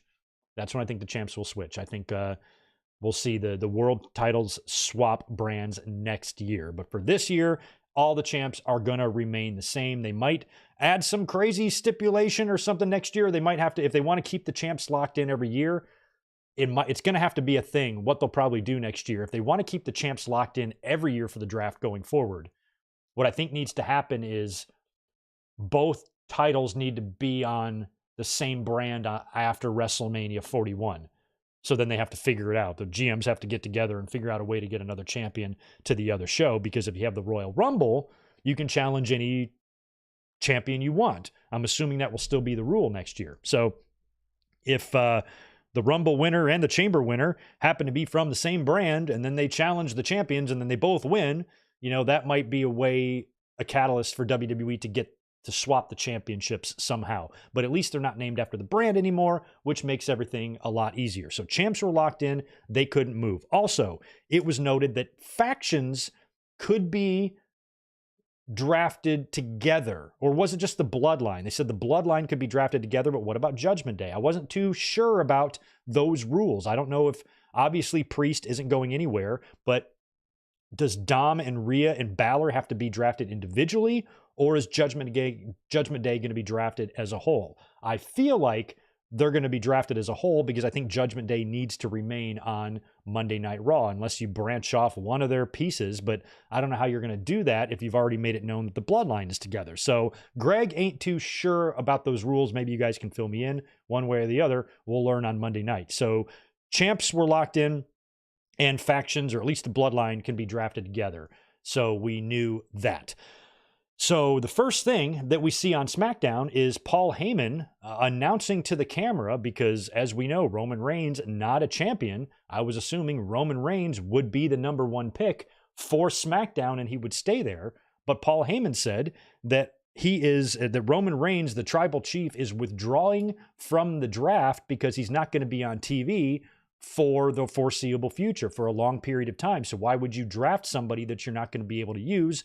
So Roman is going to be left out. But the rest of the bloodline, including Heyman and Solo and Tama, were all still together as one when they got drafted. So that was Paul Heyman's first announcement. So I'm like, I'm wondering if they're going to kind of hold out Roman here so they can maybe put him on Raw if they need to, or something like that. Might be kind of fun. And then we opened up SmackDown last night with the Cody Rhodes and AJ Styles contract signing. So we opened with this. This is going to be our Backlash main event. I'm happy about this match. This is one of these matches where I don't need really a big story. I'm just happy to see this match happen one-on-one for the first time at an international WWE pay-per-view with a hot crowd for a world championship. That's where you want a Cody and AJ match to take place for the first time, is in an environment or a pay-per-view like that. I think this is going to be a dream match, even though Cody says, in his promo, they kind of exchanged some words last night, AJ and Cody. They did not get physical. They shook hands, but they didn't get physical. The whole thing just ended with Cody holding up the belt and walking away. And AJ Styles did bring up Dusty Rhodes. He did say that he was a good man, but I'm really surprised that they didn't bring up the match that AJ Styles had with Dusty Rhodes. I don't know what year it was, but it was in one of the first few years there of TNA. They wrestled for the NWA Championship, the same belt that Dusty once wore. And AJ Styles beat him. I think he passed out in a submission hold or something like that. Dusty was all bloody. They had a fucking match. Now, granted, this wasn't WWE, this was TNA, but I don't think WWE's too worried about mentioning TNA these days, and they don't even have to mention TNA. They could have just said, AJ could have just said, I've been in the ring with your dad. Why didn't he? Why didn't they bring that up? Probably because they thought if they did, we would need to show the footage, but they've used TNA footage before. Couldn't they call up TNA and be like, hey, remember when you sent those cookies to SmackDown? Dusty was a part of that, right? Well, you owe us one. Give us that Dusty footage from his match with AJ Styles. Let us use that in the Cody and AJ match. Maybe they still will. if this match extends beyond another pay-per-view. I don't think that it will, but we might get Cody and AJ a rematch, because then it's going to be, is it going to be Clash at the Castle? So, and that's coming up just a couple of weeks after Backlash. So if Cody Rhodes is going to have a match at Clash at the Castle, is he going to have time to set up a whole new opponent there? Probably not. I think Cody and AJ might run it back at Backlash. At Clash at the Castle. That's possible, unless Cody just isn't booked for Clash at the Castle at all, and it's going to be the Drew McIntyre show. But Cody gave those little kids tickets, in the most recent tour over there. So he might be there, but he might not. But I feel like Cody wouldn't have enough time to get a whole new opponent for Clash at the Castle. He might face AJ again. So maybe they do a wonky finish here. Maybe Cody wins, but something happens and AJ has grounds for a rematch request or something like that. I don't know. But I'm really surprised they did not at least mention the Dusty match. Maybe they still will. We still got a SmackDown this Friday. By the way, what's going on with SmackDown this Friday? When do they got to tape that, right? They got to tape it. I don't even know what's going on. You guys let me know in the chat. Do we know the SmackDown schedule? It's the day before Backlash, which is in France. So I think that they're probably going to tape it. Maybe they taped it. Was it a double taping last night? I don't even know. Or maybe they're going to tape it after Raw. I don't know how that's going to work. I don't know how that's going to fucking work.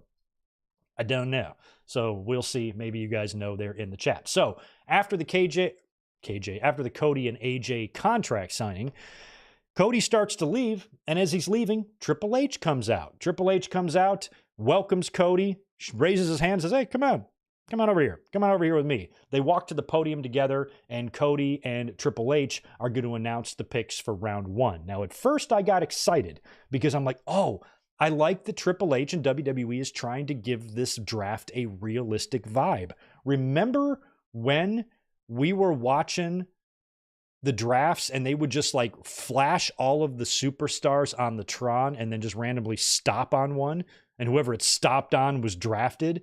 Like, it was so lazy. It was so painfully lazy and frustrating and unrealistic, and just the drafts have been more disappointing and frustrating than exciting throughout the years. There's been a couple of good drafts.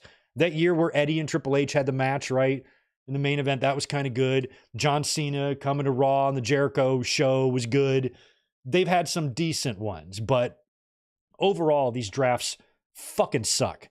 And they're so goddamn lazy. And so Triple H giving this a more of a realistic feel. They had the war rooms. Now, they've done the war rooms in the past too, but at first I was excited because I thought maybe like the NFL, like maybe the commissioner makes all the picks, but the GMs are back in their war room making the picks. They don't make the announcements though. So I was actually excited at first to see Cody and Triple H out there because I'm like, oh, Triple H must be the one announcing all of the picks tonight. He would not be. They would have special guests.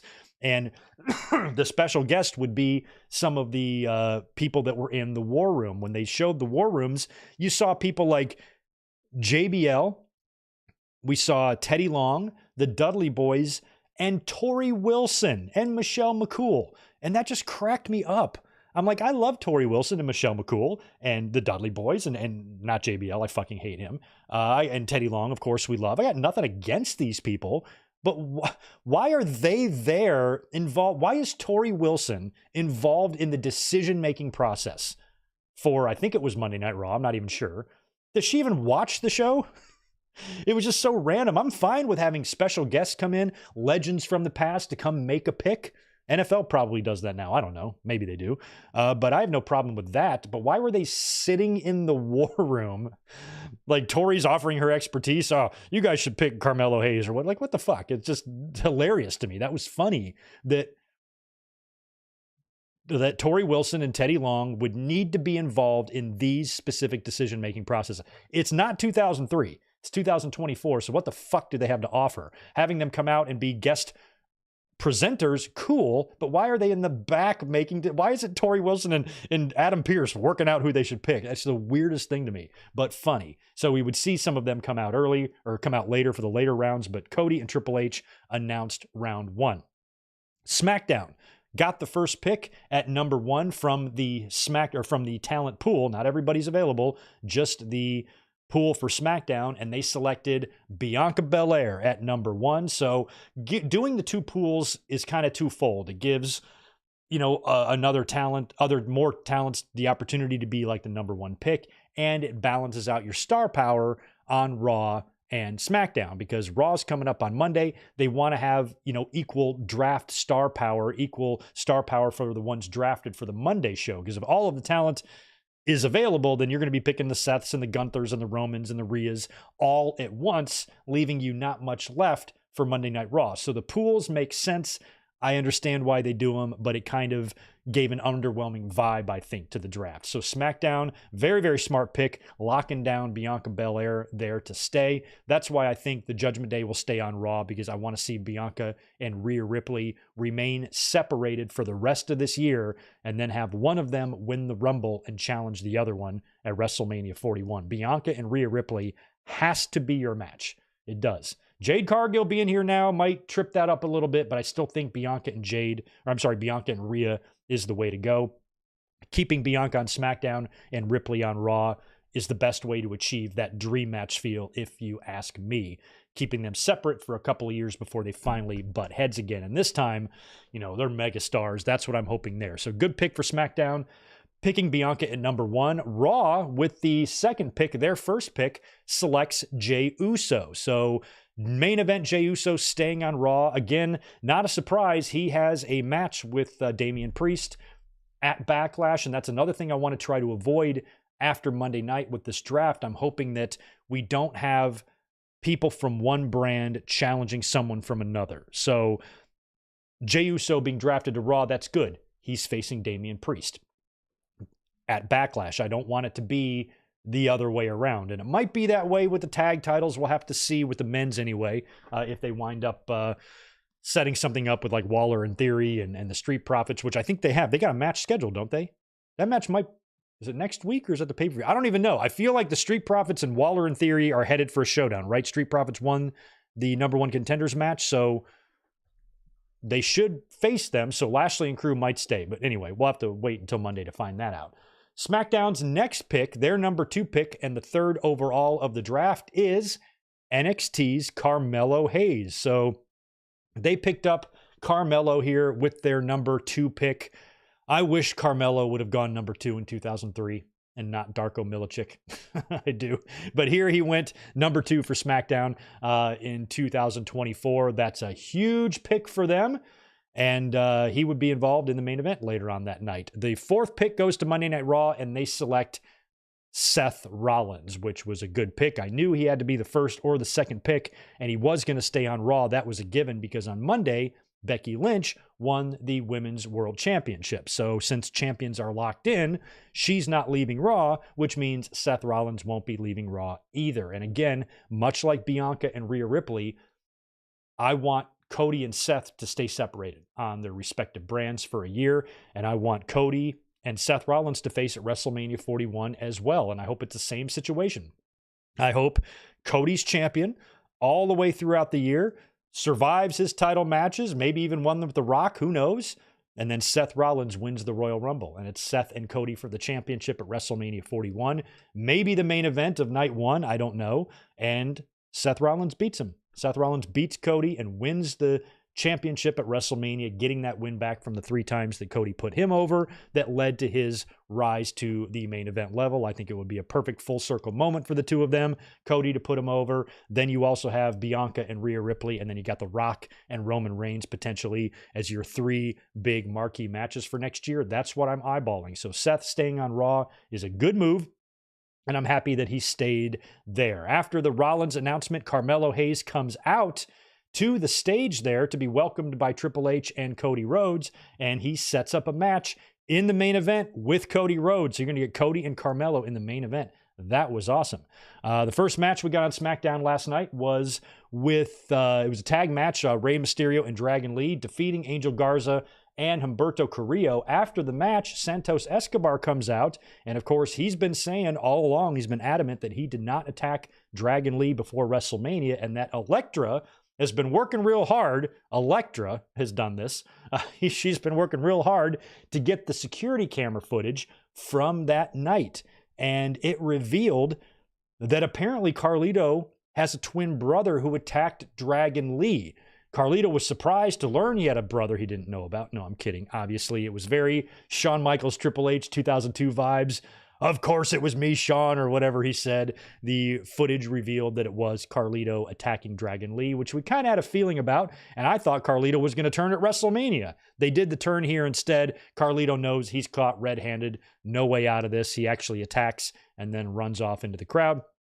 So now, 1 year after Carlito returned to WWE at Backlash, to one of the biggest pops we've ever seen and heard, he is now a heel, and I guess setting up a match with Dragon Lee or Ray or both or something here in the next couple of weeks, maybe even at Backlash if they tack one on that to that pay-per-view last minute. Then we had Braun Breaker, who just signed to SmackDown, made a big deal about him signing there. He annihilated Cedric Alexander in about 20 seconds, and then it was time to do draft round 2. The guest presenters for round 2 are Tori Wilson and Michelle McCool. And we had some interesting picks in this round. Randy Orton is SmackDown's first pick of round 2. And then Monday Night Raw selects the man who just won that match, Braun Breaker. So that's a little bit surprising that they're moving Braun Breaker to Raw, especially after they made such a big deal about him signing with SmackDown. My only thought about this maybe is that I personally believe that Gunther is going to be moved to SmackDown on Monday night. So maybe that's a nice trade, because they did make a big deal about it on TV too. Oh, I can't believe SmackDown lost Braun Breaker. So I think SmackDown will answer on Monday by landing Gunther, because maybe on Monday, Raw's first pick is going to be Judgment Day. I bet they'll pick Judgment Day, which will be Ripley and Balor and Dom and all of them. They'll pick them at number 1. SmackDown will pick Gunther at number 2. That's what I think is going to happen there. And I think that's why Braun Breaker went to Raw. So Breaker goes to Monday Night Raw. SmackDown didn't answer back by taking a Raw star, Nia Jax, drafted to SmackDown as their second pick of round 2. And for Raw's second pick of round 2, they select Liv Morgan. So Breaker and Morgan to Raw, Randy Orton and Nia Jax to SmackDown. I was kind of hoping that Randy Orton might go to Monday Night Raw, but he's kind of still locked in with the Owens thing and the Bloodline stuff, and they've got a tag team match against the Bloodline at the pay-per-view. So Randy Orton staying on SmackDown did make the most sense there, I think. So no real issues with those picks at the end of the day. But we go to the back again. And Paul Heyman is waiting for Solo, Sikoa, and Tama Tonga to arrive, which they do. And Solo asks Heyman tells them that they are not drafted yet. And now we are entering our third round, and we have still not had the Bloodline drafted yet. Kevin Owens shows up then from behind, attacking Solo and Tama, and they're all brawling, or I think he takes out Solo, and then he starts battling with Tama Tonga.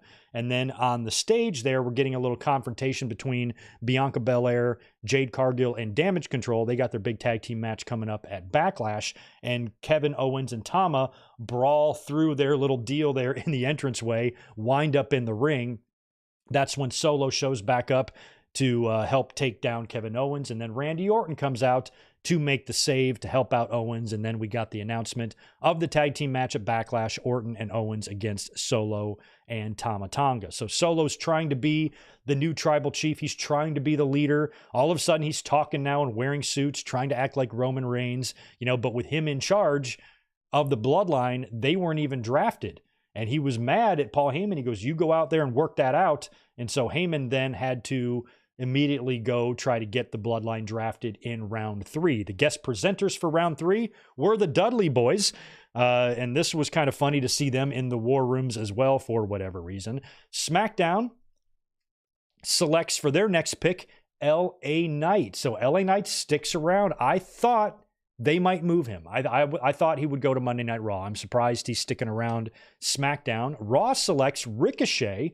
Ricochet may or may not be winning that Speed Championship in a couple of days. Go read spoilers if you want to find that out.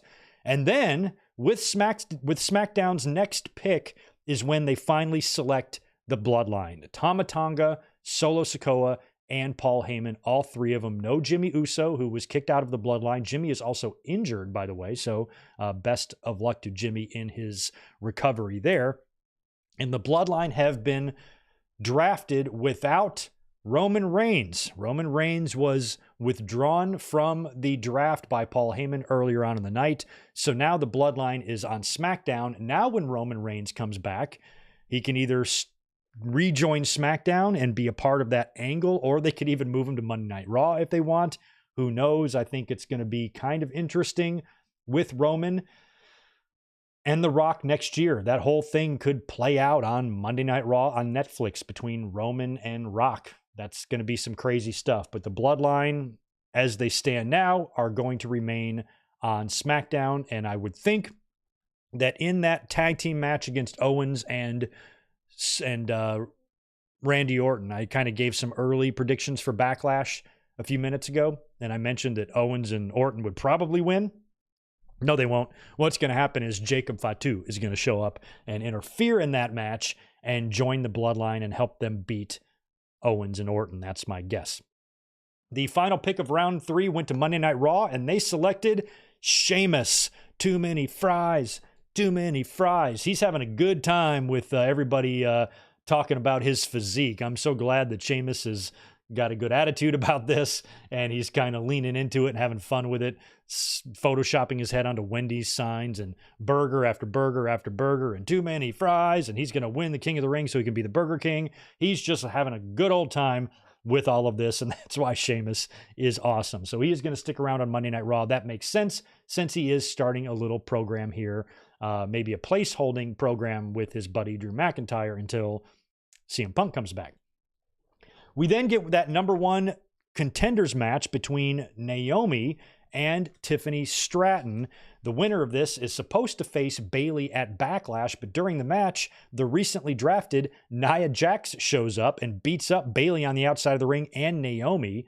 And then after she's done beating them up, I think there's a DQ or no contest or something, Tiffany drags them both in the ring and hits a double moonsault on both of them. And then later on, Nick Aldis made the announcement that it'll now be a triple threat at Backlash, Bayley defending against both of them. So Bayley is actually being punished for Nia Jax's crimes, having to face 2 women now instead of just one at Backlash. That doesn't seem fair to me.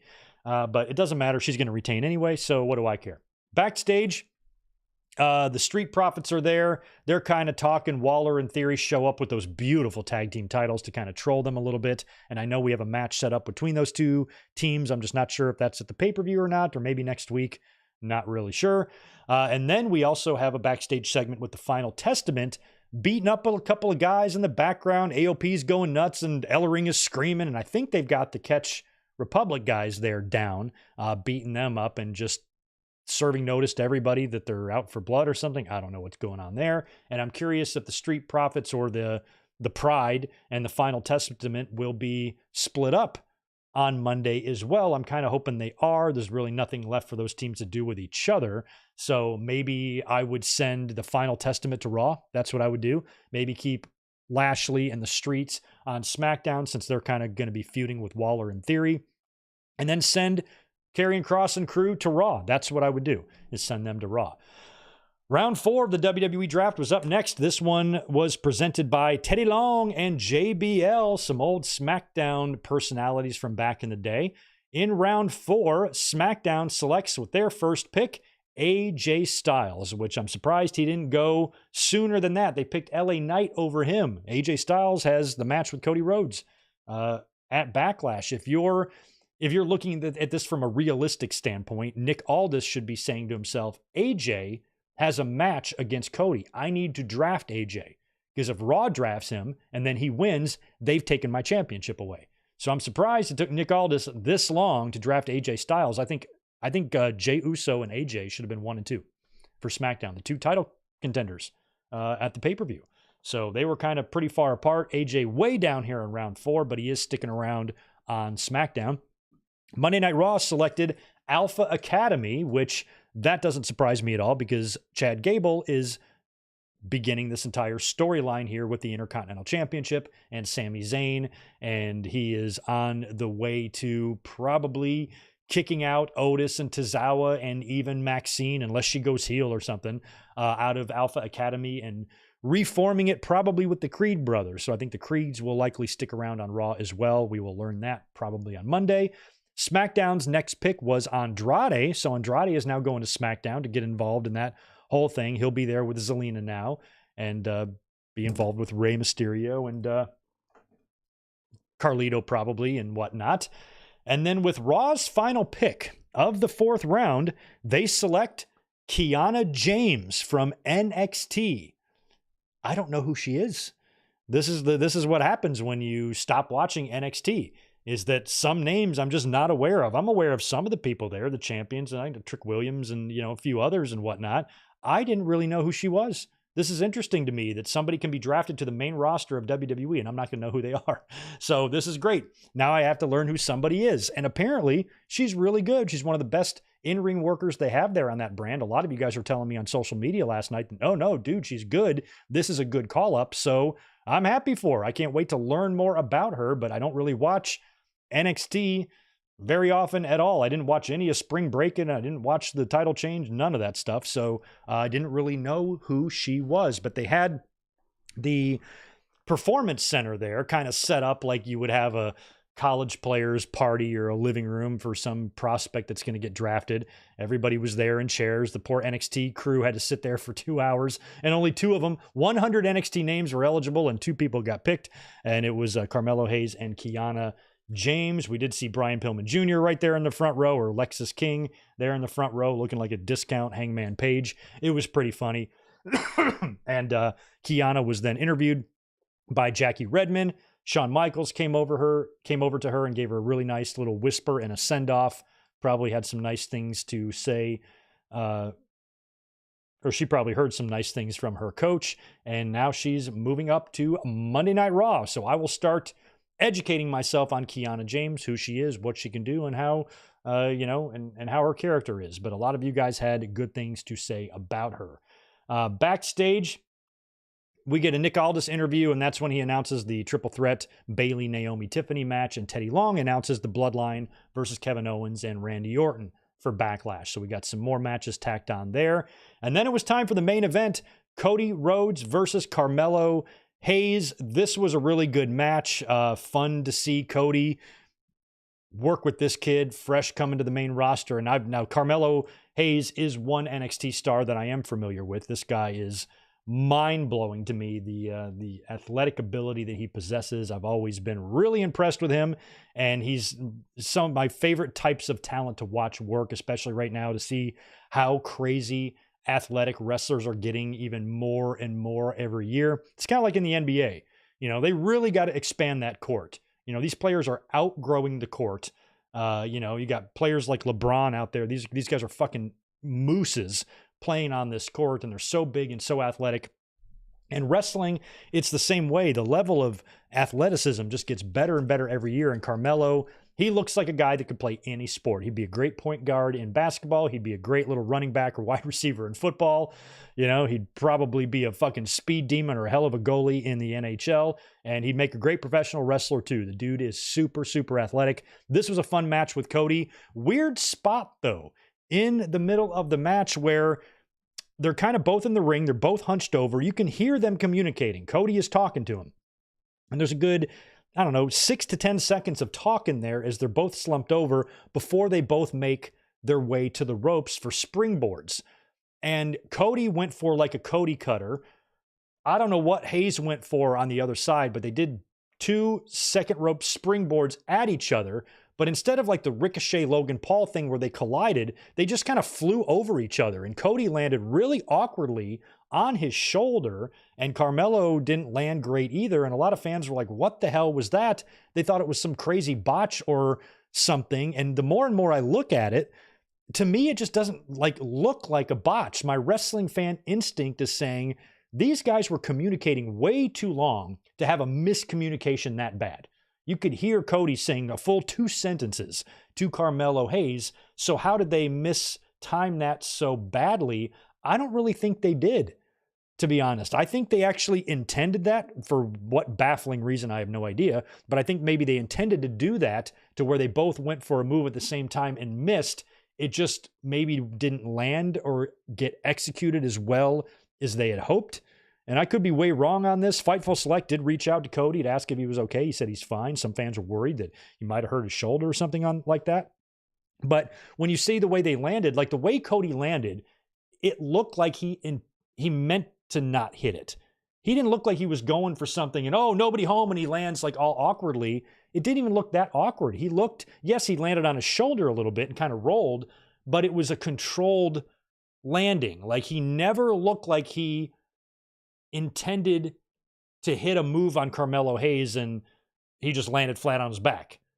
They both look like they meant to do that. This is just me speculating. When I watch that spot over and over and over again, I don't understand why they meant to do that, but it definitely looks like they did. I don't think Cody was going for the Cody cutter and Carmelo was going for his move, and they both had the communication wrong and they both landed on their ass. I don't think that's what happened here. I feel like this was intended to look this way. It just didn't look great. That's my guess, and I'm just guessing. But if we hear a story about that spot or anything, let me know if I'm right or wrong on that. Here's what we also saw after SmackDown went off the air in the social media draft. So we had some more picks taking place after the show. SmackDown picked up the OC. Baron Corbin back to the main roster now. He's going to be showing up on SmackDown, I think, with a new look. And I guess they did want to keep Corbin and Braun Breaker separate since Breaker is going to be a single star. And they also drafted on SmackDown Cedric Alexander and Ashante. Raw selected Shayna Baszler, Zoe Stark, Alba Fire, Melba Toast, and Isla Dawn. And Ivar are going to Monday Night Raw in the, I guess, the supplemental draft or the social media draft. And on Monday's draft pool, I have the names over here, not the names, but I have an image of the draft pool here. Let me just look at it on Monday's draft pool. So some of the big notable names in here, Rey Mysterio and Dragon Lee and Shinsuke and Lashley and crew, and I don't know, Santos, CM Punk, Bronson Reed, Drew McIntyre, Judgment Day, Damage Control. Yeah, they're eligible, even though they're the champs. So we got some good names there. And I think we're going to see on SmackDown, Gunther go to SmackDown and maybe with Imperium. Now we saw kind of the split. That's another reason why I think this is going to happen, because on Monday Night Raw, we saw Vinci kicked out and Ludwig may be staying with Gunther. So if they draft Imperium, it might just be Gunther and Ludwig going to SmackDown, which would make sense because you know who's on SmackDown? Tiffany Stratton. And in Ludwig and Tiffany are a couple, I believe. This moves Gunther and Ludwig over to SmackDown. And since they kicked out Vinci, he can stay on Monday Night Raw and become a single star or something like that. I wouldn't mind them doing that. So I think Gunther and Ludwig will both go to SmackDown. I also think Jade Cargill will go to SmackDown, I think. Although, actually, no. I think it might be kind of cool if Jade went to Raw. Because that would be the first, right? Bianca went to SmackDown. If Jade gets drafted to Raw, her and Bianca have a tag team match. And at Backlash for the titles, they're going to win that match, become tag team champions. And then when they're done being tag team champions, they have to separate on separate brands. That might kind of be a good way to do it, to be honest. So I kind of thought SmackDown might get Jade Cargill as well, since she's involved with Bianca and what's going on there. But I think it might be fun if Raw picked her up. Also, I think Andrade, now that Andrade is Andrade on SmackDown? Yeah, they drafted Andrade. So I think that unless she's not eligible, I feel like Charlotte will also be drafted to SmackDown, but she might not be eligible. I also think Braun Strowman might go to SmackDown, along with the New Day. I could see New Day going over there as well. In terms of Monday Night Raw, I'd keep Drew McIntyre there, CM Punk there. I'd keep Rhea Ripley there, and all of Judgment Day. So I think Drew, Punk, Ripley, Dom, Balor will all stay on Monday Night Raw. I'd love to see a faction come. I think the Final Testament is going to come to Raw. I don't know if LWO or Legado del Fantasma, one of them might come to Raw, or if they want to keep them together on SmackDown so they can feud with each other. I'm not sure, but I definitely think Raw is at least going to pick up the Final Testament faction, because that's a lot of factions. They got the Final Testament, the Pride, LWO, and Legado del Fantasma all on SmackDown, along with Damage Control too, right? So there's a lot happening over there. I think that needs to be balanced out a little bit, and Raw might get a couple of groups on Monday. Excuse me. And just to finally run through the Backlash card one final time, Cody Rhodes versus AJ Styles, Jey Uso versus Damian Priest, Bayley, Naomi, and Tiffany in a triple threat, Owens and Orton versus Solo and Tama Tonga, and Jade Cargill and Bianca Belair versus Damage Control. That's what we're looking at for Backlash. But this Monday's Raw, we'll finish the draft, and then we'll have a full idea of where everyone has landed. And I think Monday will be fun. I think we'll get some bigger moves. Some bigger moves for sure on Monday. Right on. That is the end of my notes.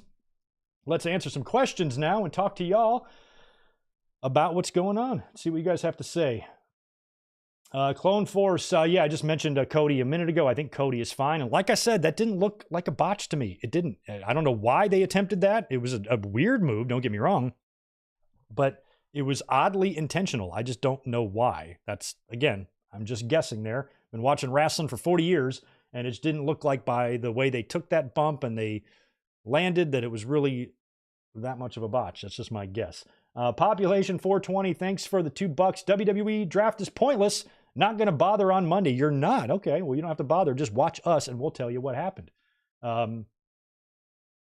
J, thanks for the $5. If MJF was in Cody's spot for WrestleMania, I think he would have given The Rock a run for his money on the mic. That would be fun to see Rock and MJF battle it out on the microphone. I'd like to see that. I'd slap some money down for that. Hell yes. Juliet's got $5 for us. Oh, that's right. They go to Saudi first. Okay, thank you. I had them mixed up. I thought Clash was first, then Saudi. Okay, thank you for that, Juliet. They go to Saudi Arabia first, then Clash in June. Okay. Also, TK auctioning off the neck brace he wore to the NFL draft this weekend for charity. That's an awesome move. So thank you for that and correcting me there, Juliet. I had Saudi Arabia and Clash at the Castle reversed. So Cody Rhodes might have time then to get a whole new opponent for Clash at the Castle if they want to have him wrestle at Clash at the Castle. But if it's going to be where they make Drew McIntyre World Heavyweight Champion, then I think Drew McIntyre needs to be in the main event, and that needs to happen in the main event. So maybe you like stick Cody in a tag or something.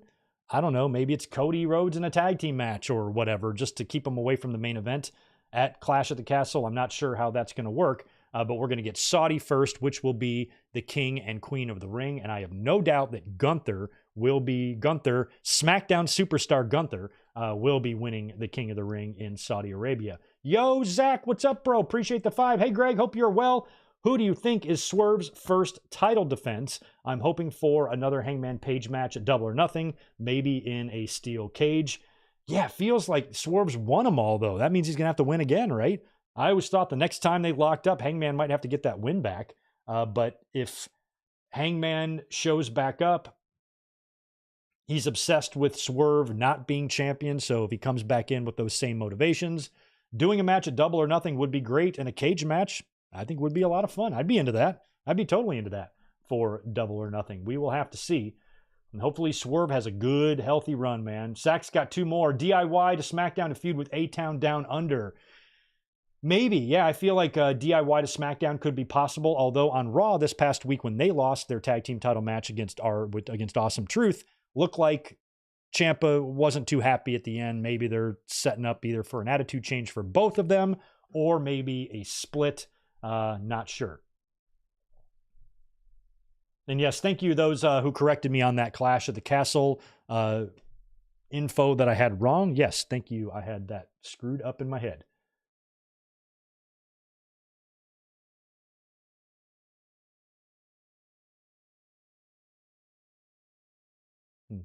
Oh, did Hayes train with Cody? Oh, he might have. Maybe they did. They might have had some matches together in the warehouse. I saw all the Gallus guys working with The Rock to get him ready for Mania. So, yeah, right on. Punk and Drew should go to SmackDown. I don't see it happening.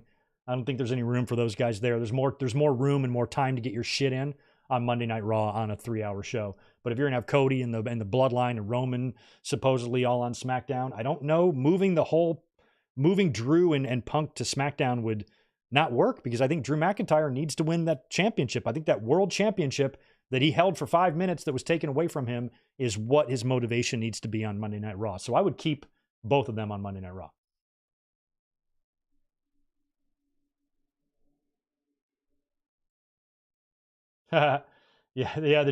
Greg said 2003. Yeah, there's just look up the NBA draft in 2003. In 2003, that's what I'm talking about. Now, the Detroit Pistons, my favorite basketball team, they did win the title a year later, but man, they had the number 2 pick in the draft. LeBron went first, and they could have had Carmelo Anthony, and they passed, and they took Darko Milicic, a dude who never played anything for the Pistons. He was a complete waste of a pick. The number 2 pick wasted on him, and they still won the championship the next year. Now, one could argue, had Carmelo Anthony got picked, they wouldn't have made the trade for Rasheed Wallace, and maybe the championships wouldn't even happen, or maybe they would have, and there might be a couple of more banners hanging up there in Little Caesars than just the one from 2003, 2004. But one of the biggest disappointments as a Detroit fan, could have had Carmelo Anthony, and he was a Nugget instead. It was so sad. So fucking sad. But anyway, I got to get out of here, guys, because I got to go to work. Thank you so much for hanging out with me today on this very nice Saturday. Make sure you join us tomorrow night for WCW Spring Stampede 1994 Watch Along. It's going to be a blast, and we'll be up here Monday talking about the draft as well. So get ready for a whole lot more of me. Enjoy the rest of your Saturday night. Enjoy Collision and Rampage tonight, and I'll be catching you guys tomorrow for the Watch Along.